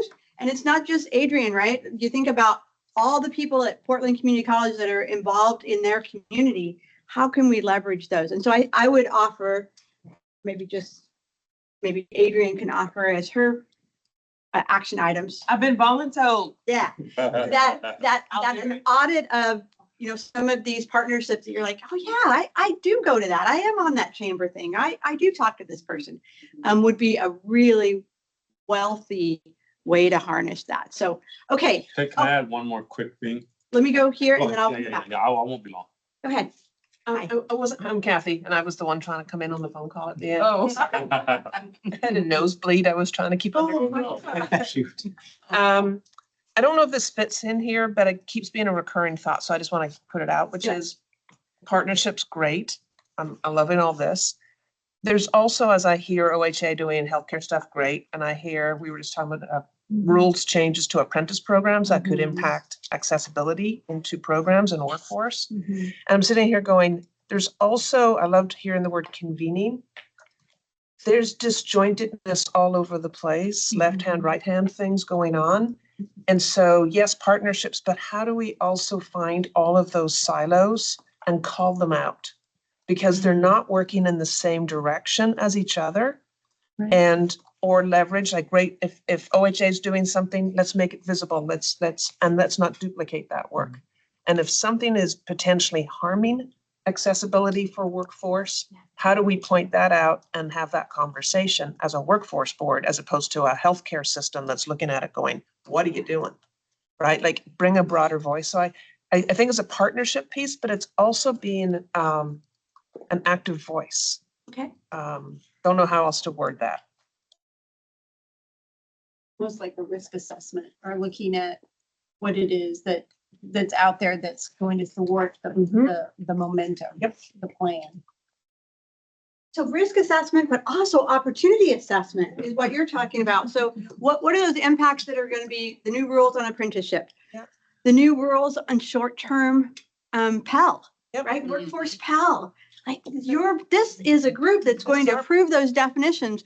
We care deeply, I will tell you, community colleges care deeply about what those definitions are and what the governor gets to approve those programs. So we have worked really hard to have a seat at that table, and we have a seat at this What do you table. want those definitions to be? I know exactly. I'm just kidding. I'll email you. I'll email you. I'm kidding, for the record. Yeah, but we do have a seat at the subcommittee, so we're working on those pieces, and I think we'll support that. So risks and opportunities, is that an audit? Is that an inventory? What does that look like? And we can table that. But I do think that coalition of that SWOT analysis that we've talked about. Okay, Harris. People need to stop commenting because more stuff comes to my mind. But this will be my last one on this one. I wanted to first touch on what Charlie said in terms of looking at the economic development goals of the governor. And I think that's so vital to not only that, look at all the other things that the governor has already bought in on. And then when we approach her with making sure what we want for the board aligns with what she's already bought into. And I think there's nothing stronger than saying, this is what we want, this is what the direction we'd like to see. And oh, by the way, it already aligns with. We're helping you. Yes. So that was the other thing. The other thing in terms of what you said about the silos and whatnot, I think of a good friend who's a lobbyist that I've learned a lot from. And, he said the left and the right, we talked about it too, they want the same thing. In Oregon, same thing, the left and right, there's outliers, right? Things that they don't. But at the end of the day, the left and the right, they're not going to argue about wanting a more fruitful, productive employment landscape in Oregon. Nobody on either side is going to say, we don't want that. Nobody's going to say we don't want an increase in apprenticeships or whatever. So I think that's another strategic approach, is looking at what areas are both sides, the left and the right wing, and they're both part of the same bird, and the bird wants the same thing. So that's. I mean, this is a nonpartisan issue, right? Completely. Should we come in? Yeah, it should be, right. As community colleges, as, we're about jobs, and jobs are good for the economy, and jobs are good for families, and jobs are good for communities. And you are about that talent pipeline. So that's exciting. Okay, well, we have to pivot. We have to pivot. We wanted to talk about data and demand. And again, as I said, you know, for community colleges, we really want to know, where are the jobs? What do you need at Lamb Research to stay in Oregon and be successful and help people get jobs? And how can we partner with you? And if it's not community colleges, who else can do it? And we're very proprietary on pedagogy. Like, we think education should be holistic. So again, I told Todd I have a few paid advertisements that as we walk away. But there are also things, again, short-term Pell. There are opportunities just with business and industry, where if you're doing it, that's great. And it doesn't need to be a degree, but how do we highlight and leverage that? And it's going to take data, and we're all collecting. I mean, I'm just fascinated by all of the data that we have, the reports that we're turning in, the information that's out there, but how do we use that in ways that are going to help this board do the things that you talked about? Because again, I think every governor is help me, help you, help me, right? As they should be. Help me do the things that I care about in the state. And so this board has an opportunity to do that. So we want to just turn it over to Julia, who has joined us. She has access to some of the data and some of the opportunities, and maybe walk through a little bit of what we have available, and hear some of what we might not know that we have and how we can harness that. Okay. Is gonna pull up a slide deck that I shared actually last September to this board. I am focusing today on the public workforce system performance data and what we have right now, and what we have recommended we gather, analyze, gather, or start collecting. So this is really a refresher. Aaliyah, you can go to the next slide, of the governor's direction to the WTDB last March, to stand up a unified consolidated reporting system for system-wide performance metrics, prioritizing performance of the public workforce system that's largely funded through the Federal Workforce Innovation and Opportunity Act. And in that letter, she emphasized metrics to consider, including job placement, job retention, wage gain, credential attainment, particularly in high demand sectors, and career advancement, again, in high demand sectors. And she also asked that the data be disaggregated and that metrics should be directly attributable to WIOA programs. Next slide. In that letter, she also directed the state agencies and local workforce development boards involved in the public workforce system to engage in setting these performance metrics, and really recommend a set of metrics to this board, to engage and commit to data sharing practices, and to really orient efforts to continuous improvement. And so a group of state agencies and local board leaders prepared a memo to this board that included our recommendations for performance metrics and for a performance reporting system. I think we can skip this next slide. Yeah, perfect. So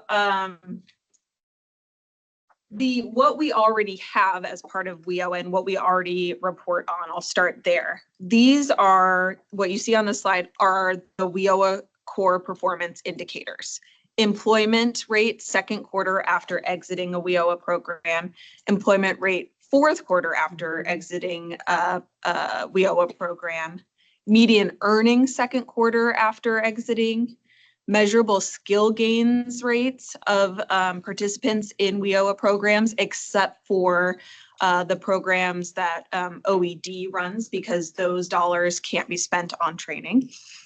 Credential attainment rate for participants in WIOA programs, again, except for those that OED currently runs. And then a new indicator is effectiveness in serving employers. And this is really looking at if somebody is employed by the same employer second quarter after exit and fourth quarter after exit. So looking kind of at retention with the same employer, that's what that measure is.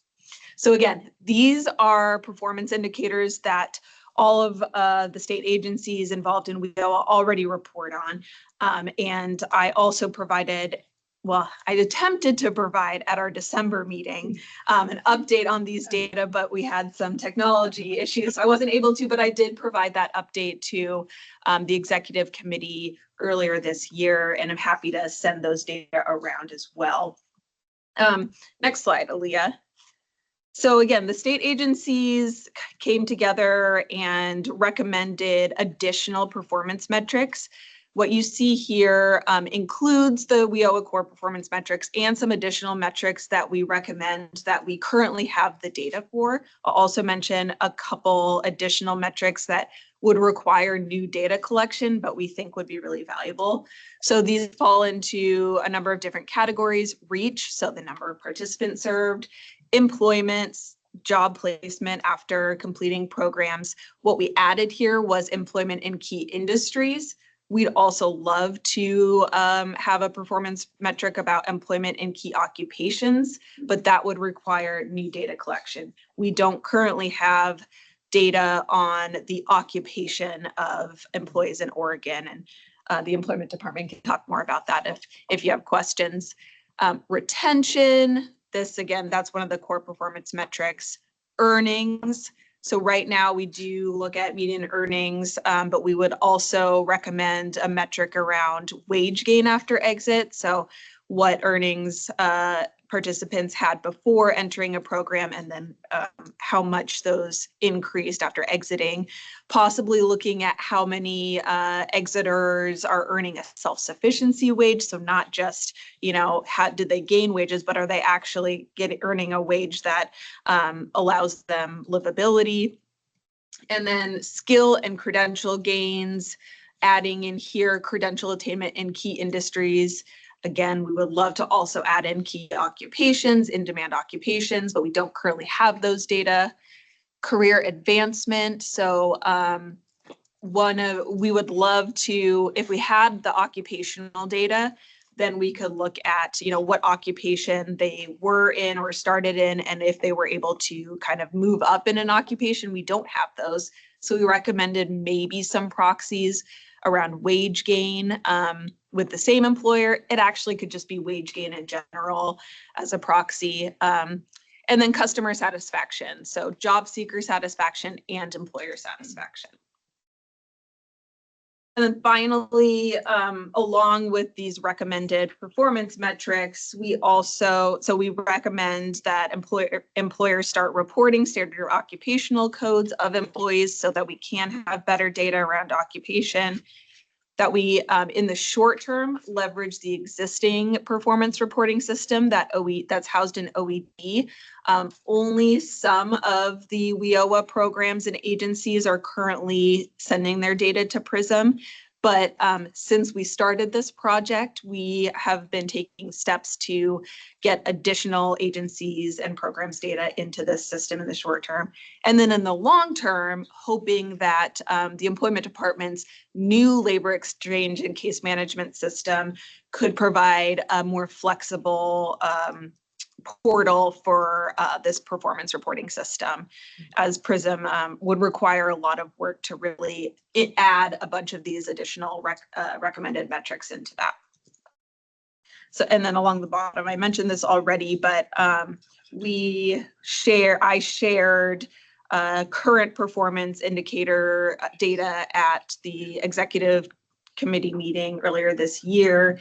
Title II, which is run by the HEC, and Title IV of WIOA, which is run by the Department of Human Services and Oregon Commission for the Blind, have been assessing what it would take to get their performance data into the existing PRISM performance reporting system. And then we've submitted the recommendation to the governor's office and to Andrew and the employment department around requiring reporting of employee occupation by employers. That's what I have to share with you. Is that PowerPoint in the packet?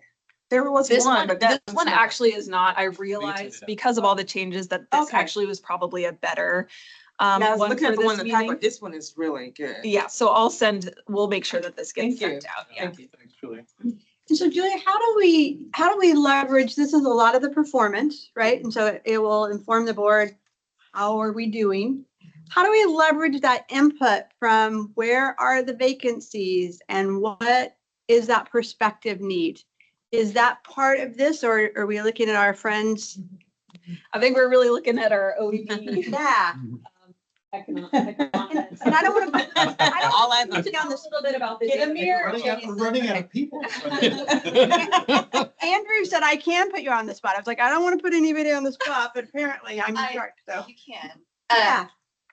In terms of, well, this is one subset of the entire labor force, right? This is a subset that's very important. It's very important to city services, when I report, when I have, this is one smaller piece of a labor force of 2.2 million people, right? So I don't know how many folks are going, that's not my data set, sorry. How many folks this represents necessarily in a year, but when we're looking at the information that we have, well, that we'll get soon, we're still on federal government shutdown delays. But what we do have that's our own actually, is Oregon's one of 2 states in the country that does our own job vacancy survey, where we're actively asking a small subset of employers, about 16,000 a year. What are you actively hiring for? It's in private sector only. So again, we're asking about 16,000 business establishments. There are nearly 200,000 business establishments in Oregon. It's not that I would love to talk to every single 200,000 business establishments, but we are constrained by our own budget and bandwidth staffing issues as well. So when we're looking at hiring demand that's happening in the state, it's based on the responses that we get. About 30% of those 16,000 employers in a year are responding to us and telling us what we know what industries they're in. We know what size of employers they are, and they're telling us what types of jobs, what occupations the jobs are in that they're hiring for, and the educational requirements, the experience requirements, the average starting wage that's offered, which you really don't find online a lot, right? Unless you're fortunate neighbors to the north where they have to put it down. But we get at least 80% of the employers responding with what the average starting wage is for a job, and things like that. And the other thing that I actually just finished working with this past week, which is one of my favorite parts of it, is at the end of that very short survey, we ask them, is this position difficult to fill? And if so, what's the primary reason why? And it's an open-ended response, and they can say whatever is their primary difficulty. Sometimes they list multiple ones. That's not uncommon. So that's what's available from us in terms of how do you connect this to what employers want. That's the piece that we bring in terms of knowing this piece of the pie of what employers are looking for. I love that. And so I didn't ask a question I didn't know the answer to, but I wanted you to be able to share that, because I want to make sure everybody hears that. And when I think, again, from the community college lens, when we're talking to students about jobs, right? Take this, enroll in this because this is the job you're going to get. We've partnered really closely with Ego Northwest, Lightcast now, to do some of that job tools. We also use your tools, get online and pull that up. The question I don't have the answer for is, how do you communicate with this board? And then what is that information this board wants? And we have 5 minutes for this conversation. So we're not going to get to all of it, but could someone tell me how this board gets that kind of information? Or is that even information this board wants? Is that regularly assessed on those job gaps? Like, how do we know what Lam Research needs? How do we know what? I was just going to say that I think that needs to happen. Okay. I think that's happening currently. But I was also going to ask Gail, with this data that you have, do you feel that it can be augmented with input from the board? For example, there are so many members in different industries here, like healthcare, manufacturing, construction. Would it be helpful for them to give you some more real-time data of what their needs are? So I always advocate for getting more information. If we did that in that kind of way, it's at the risk of skewing the results because it's done by a random sample. It's stratified across industry and region as well. So it's supposed to account for, it's supposed to represent all of Oregon's private sector economy. So in theory, yes. In some other avenue, yes. But in terms of keeping the statistical integrity of what we're doing to estimate it, because like I said, what we're doing is with this smaller piece of all business establishments. And so in order to be able to say this, we've checked to see, is this representative of the bigger piece? And if we start randomly adding stuff in or strategically adding stuff in that isn't just a part of the random distribution, then we're messing with that. But if there's a moment in time, right, if we see a big industry coming in, if we see a business that wants to locate and needs that, whose role is that? Whose role is that in the state to say, oh my gosh? Can I add one bit on the last part though? One of the things I want to say is that I don't think that there is as big of a disconnect as is left in the 5 minutes that we've got to discuss it in terms of like, one of the things that we very actively do is engage with the board as they're working with places like Echo Northwest to do a complete talent assessment where they're asking LAM, where they're asking other people, and we're bringing, here's the foundational data that we have. They then supplement that with the things that they're getting specifically from industry about the additional needs that they have to produce something that is more complete and of use and an active part of the planning that the board does. And I would add a lot more targeted to your point of Oregon being one of 2 states that has their own data. It is especially helpful as we are looking at those workforce needs and opportunities for students. We actually have real data in Oregon that's not extrapolated in the same ways that when I'm talking to my peers across the nation. So I just really want to highlight and elevate the resource that we have in this state that helps us connect to those opportunities moving forward. Yes. Yeah, and just to build on that, I just want to, especially for the new members of the board, highlight that that extends to data requests and questions that you have as individual board members that may be very specific to a work group you're part of. Todd and I have battered through many work groups over the years when it comes to customized analysis or things that, just come off the shelf. Effectively, you've gone to a national conference and you've seen something about a certain strategy. How can we frame our information that exists to address that, or maybe see what that looks like here in Oregon? That's something that our staff are here and dedicated to provide that support to this board. And likewise, our workforce analysts and staff regionally across the state do that for our local boards as well. So I just want to highlight that as well. So I just want to make sure that if you have questions about the data, we love to talk about it. Yes. And I just jump in and, big plug for OED's research department. It is amazing. Not only is it full of top talent, the resources that they have for us to take advantage of and leverage to use data to drive decision-making on a more regular basis, I think we tap into it, as Jason and Gail have both talked about, from time to time, but I think there's a huge opportunity there that we could really lean into, or you could lean into. Maybe that's enough for the foundation, right? That this board knows that that you do have a robust, talented, skilled team that stands ready to help you with that. I also know that you just did a survey. So think about that as if there's additional things that you want to add back and tell Todd, what do you need to know? This is what I ask our boards all the time. What do you need to know in order to be an effective board member? You don't need to read every study, right? That's Todd's job is to, and the other folks that are working on this. But when you come to this table for a productive work session that's taking away hours of your day, what data do you need in order to be able to make good decisions and make recommendations and feel like you are informed? And it is not 200 pages of reports. So maybe let's leave it at that. We have lunch out there, and then if we could grab your lunch and come back, and then I am committed. I am a end on time person. So we're not going to get everything done, but we are going to be out of here at noon because that's our commitment to you. So if you'll grab your lunch in maybe 10 minutes and come back and eat.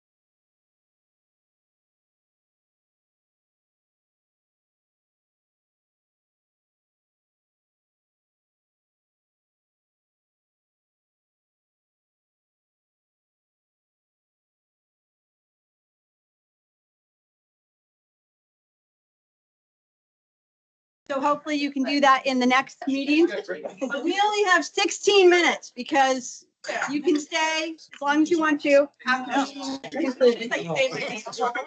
No. I know that, before we start, we have one housekeeping piece that Aaliyah is going to make sure. Everybody. I know, I'm like, I should have like a, Yeah, we need Drinking. the bell. Next time I'll bring my teacher back. Yeah, there you go. Housekeeping, I'll take the housekeeping. Go ahead. Aaliyah has asked me to make an announcement. Here is a state required form that all of you need to fill out. She's advised me to make sure you check all of the boxes where it doesn't fly. It's the per diem compensation qualification form.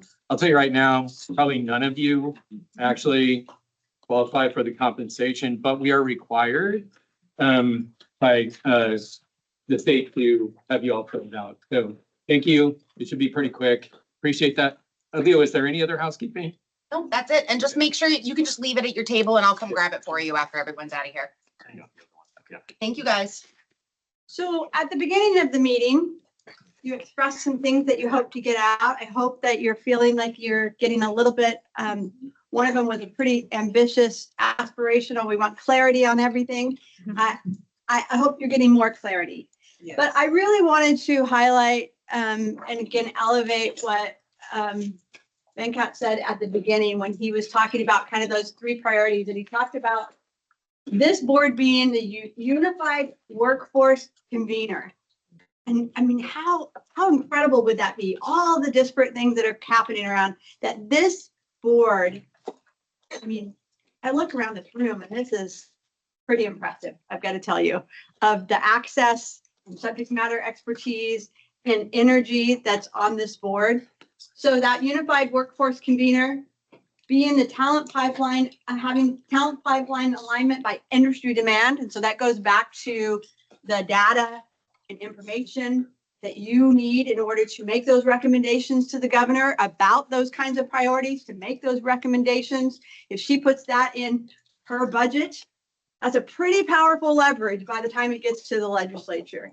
You want it to be in the governor's recommended budget, and that should make your heart race a little bit because those recommendations need to be coming in pretty soon. Would you agree, Andrew? We're talking about kind of that June, April, June, and then August is when we start seeing those play out. And then the legislature gets those in December and we're working through that same timeline ourselves. So those priorities to get into the next budget are going to be pretty important. And then activate partnerships. And specifically, Venkat said, how do we activate these legislative partnerships? And a couple of things are rolling, right? So we have Representative Pham, and we have potentially Senator Solomon and other opportunities that you all have. The takeaway today, and I took pictures of what was on the board, and I'll work with Aaliyah, and she and I are gonna make sure that you have some good outcomes of what we discussed previously. But one of the things that I committed to Venkat is that we would have volunteers that would be working on these different areas. So kind of developing subcommittees and really taking these back and developing ways that you could implement this. And it is TBD, right? So there's more work to be done. But could we think about, so this unified workforce convener, it is part of the partnerships, but it really is this connections with ODE and OED and that piece of it. Who feels like they have a willingness to dive into this? And again, Venkat has, I think, done a really good job of outlining some of those expectations based on what the board has done. But we really would like to put some names under these pieces. Am I missing something, Venkat? Kim? You can put my name up there. I'm raising my hand as a volunteer. I can't see your last name. Parker.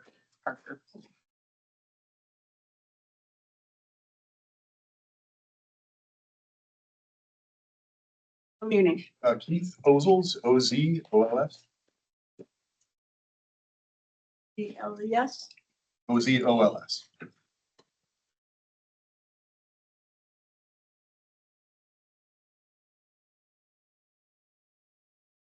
Andrew?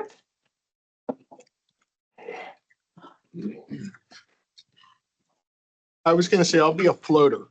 Okay. So We're gonna wherever Venkat, Skip or Todd feel like. You got a ready volunteer to put there. What else about these groups, Venkat?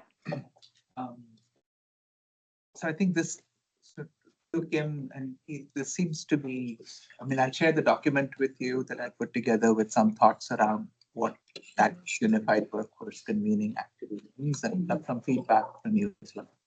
And then we can collaborate to figure out the mechanics of how to go about it. One aspect of it is what we just talked about in terms of that two-way street with the governor's office. So I have a monthly check-in with Sarah Means.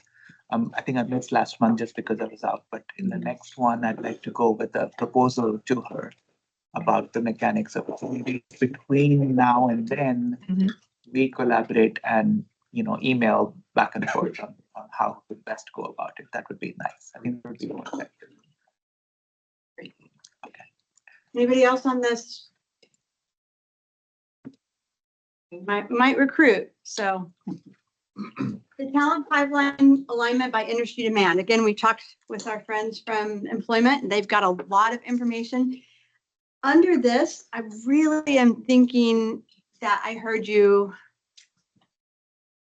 that you want data, but you don't want tons and tons of pages of data. So who would like to work on what you think would be effective for the board to have on this information piece?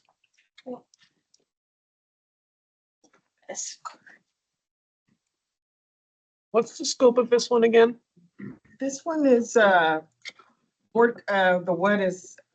it's tied to, K-12 and high ed institutions, aligning curricula, credentials, and training programs to industry unified demand. But then it also brings in, the biannual talent pipeline report, which shows some information. Talks about how the board bridges the gap using consolidated industry demand data from the WTDB Talent Assessment, Future Ready Oregon Consortium, labor market indicators from OED. Supply data will include quantifying training pipelines, certifications, and credentials by sector. Yeah, put Kathy Reynolds down for that one. Yeah, I'm a data walk. Put me down too. You're okay. With a C, thank you. You can put me down too. Thank you. This one's important to me because Diane's here from the manufacturing consortium from Future Ready, and I think that we can partner really closely with some of the work that we've been doing with health, technology, and manufacturing to get that work going at the bigger level. And I think a lot of baseline data could come from OED that Gail's already putting together for the talent assessment. And one thing that we were discussing during the break was some of the data is a little bit lagging. And so we have an opportunity to help shape that with some of the latest in-demand data from industry. So as an example, we were talking about the technology industry and how AI is affecting every industry sector. And for the longest time, we had this whole class of jobs called prompt engineering, which is interacting with models and being able to query what you want out of them. But now that I'm seeing a shift towards creation and deployment and orchestration of agents to go automate tasks. And again, that is applicable across all industries, but that's a relatively new thing, about just a month old. So we have the opportunity to shape some of this data. Exciting. Okay, and again, you can always think about it and you can volunteer afterwards. On this partnership piece, activate partnerships. We have a little bit of it. Andrew's already volunteered to help us liaison with the governor. You have a seat at that table. Venkat has a seat at that table. Or we're going to make sure that we. Legislature really helps. You now have a seat at that table. That's what we just heard. So on other partnerships, and again, the minutes. we talked about lots of partnerships with some of your industries and businesses and organizations at this table, but others that are out there. Who would like to put their name on that? So Harris? Yeah. Okay. REIBACH. Can I just put the first name and we'll? Yeah, that's fine. Yeah. Okay. I was doing last names and then I That's realized okay. that I've got last names over here. Yeah. Leah's like, I got that. I live right down the street, so, yeah, I live in Sales, Francis. Up there all the time. Okay. She did, but God bless. We forgot the end. It's okay. Oh, Francis. It's all right. I'm just in a It hurry. happens all the time. No. No, that's not okay. That's the first rule. You got to get people's names right. I apologize. Thank you for that. And just to clarify, this one requires one member from each chamber and one member from each party. We have to go recruit. Well, I'm in Mannix's neighborhood, so. It's not going anywhere. Is the goal of it to recruit those folks and then develop that relationship We have to with those convince them individuals? to join the board. That's the first. First step. That's the first. So. You can put my name there. Just for that one, to your question, it's, so they'll be recruited, but also it says the legislative members commit to co-sponsoring board policy recommendations aligned to workforce and economic development needs. And this also will set the way for traveling to the pathway to become policy. Other Yeah, I'll do it. That's one I kind of enjoy, so I'm more than happy to talk to them. Floater. I want my full name, Kenneth, though. No, I'm kidding. That's what I've got over here now, though. You got it. Leah will do that. I'm doing the abbreviations. This was from, this strategic context. I don't know if it was in the agenda. It was from the previous Oh, was it? board meeting. Oh, That okay. Venkat, is it in the agenda? I Can you- don't know. I just printed it from. Can you the previous board recirculate meeting. that? If it's Yeah. not? Okay, thank you. Put it on the list. Thank you. I got the Yeah, yeah. insight, y'all. not Yeah, I'm the like, edit. yeah, I'm No, like, it's from the last board she's meeting. the all-knowing, you know. And as you think about that, and again, I think maybe, Andrew, I'm gonna look at you as we think about who are the co-chairs of those relevant committees? Who are the committees that we're budget going, all the time, yeah. right? Those are some opportunities, and that's what we do in education, right? So we're looking at who are the chairs of that.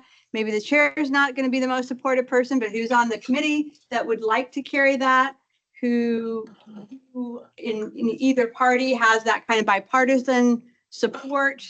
And I think If you just add want to offer OED's logistical and relationship support, I think when it comes to engaging with legislators, obviously I do that all the time as part of my job, but it'll be important for board members other than me to be doing the actual engagement. But we've got a ledge director, we've got other people that can help behind the scenes as much as needed. Perfect. Thank you. And can I just say, this has crept up a couple times, I'll say it super quickly. Representative Graber is going to be the chair of whatever subcommittee is going to be looking at workforce, and she's starting that work now. Yes. So I'm sure you are super engaged. We're sort of engaged, Yes. and I don't know if she would be appropriate to be on this board, or if she fits the bill for what we need, but we need to engage her. 2 in each chamber, 1 from each party. Yeah. Right? And again, that shows this is a bipartisan effort. Okay, we literally have 30 seconds, which is not the best way to end this, but I hope that we're ending this with some energy, with some excitement, with an opportunity that is a political window as well as a policy window.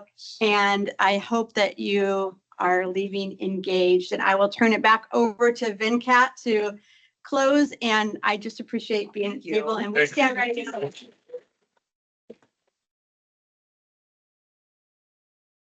Thank you, Abby, for facilitating. You did a great job.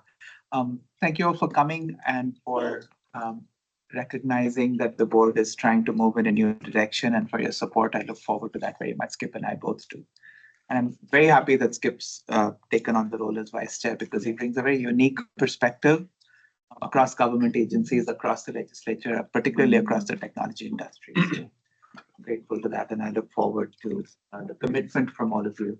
And before I go, I wanted to thank Julia and the HEC, because I know we're moving with OED, but the HEC's been supportive of the time. So I wanted to say thank you to the HEC as well. So look forward to getting some background work done before the next meeting, and hopefully we'll be able to report on progress on these 3 initiatives in our next engagement. Which is next Friday. I was gonna say, it's next So Friday. we're working on that. Are you looking at a location? Is that what you're working on or what are you working on? No, so one of the things we wanted to do was to shorten the number of meetings Mhm. and the duration of meetings to make them a lot more effective. Particularly my thought process was things that are regular updates or good things happening, we can share those offline. Sure, sure. Email, but then have the meetings more toward directed decision-making or recommendations or new opportunities. And so that would be nice to implement. But I don't know what we're gonna do with the next one. I'll let Todd speak. One of the things that needs to happen real soon is around the workforce Pell and the definitions. And we also need to settle on that for the talent assessment. Because it will dictate where the talent assessment goes, right? As it gets produced by Echo Northwest based on those definitions. So we're trying to sort that out and keep in mind, the directives from both Skip and Venkat for fewer meetings, tighter meetings, not to meet, just to meet. And this does sort of fall into potential agile sort of scrum thing though, which we've done in the past where we've, convened at lunchtime just to vote on something. So stay tuned. We're going to try our best to, if we do have to meet next Friday, it will be short. Okay. So next Friday, and I saw it was there's just a hybrid option. So there'll be some, but it's on my calendar. Yeah. So there'll be something, if it doesn't come to fruition, that will be a cancellation. Okay. You'll hear Thank you, Bob. hear from me probably. Okay. Monday or Tuesday. Okay, that's fine. No, that's Okay. fine. Thank you. Could I just make a quick suggestion? There's an opportunity for that sharing to happen in some kind of a central location, like a portal or somewhere, instead of a. Like a base Just- camp type. Yeah, instead of just a bunch of emails. Gotcha. You'll have to- Like a That would be crypto. my request. Here's some Something Teams type, our company is starting to utilize that too, so it's like, yeah, you probably know about it. Yeah, so I don't know why I had to speak up on that one. I saw when you realize it though, you're like, oh wait, never mind. I seemed really intelligent for a minute. The wheels went off right away. You looked at whose eyes you were talking to. Oh, okay. never mind. So cool. So that makes sense, Ken. But I know we're all on Teams because when we do the virtual call, we all get on Teams. However, since I'm not a member of the HEC, I found that getting into Teams and even DMing people was a challenge because I was considered an outsider.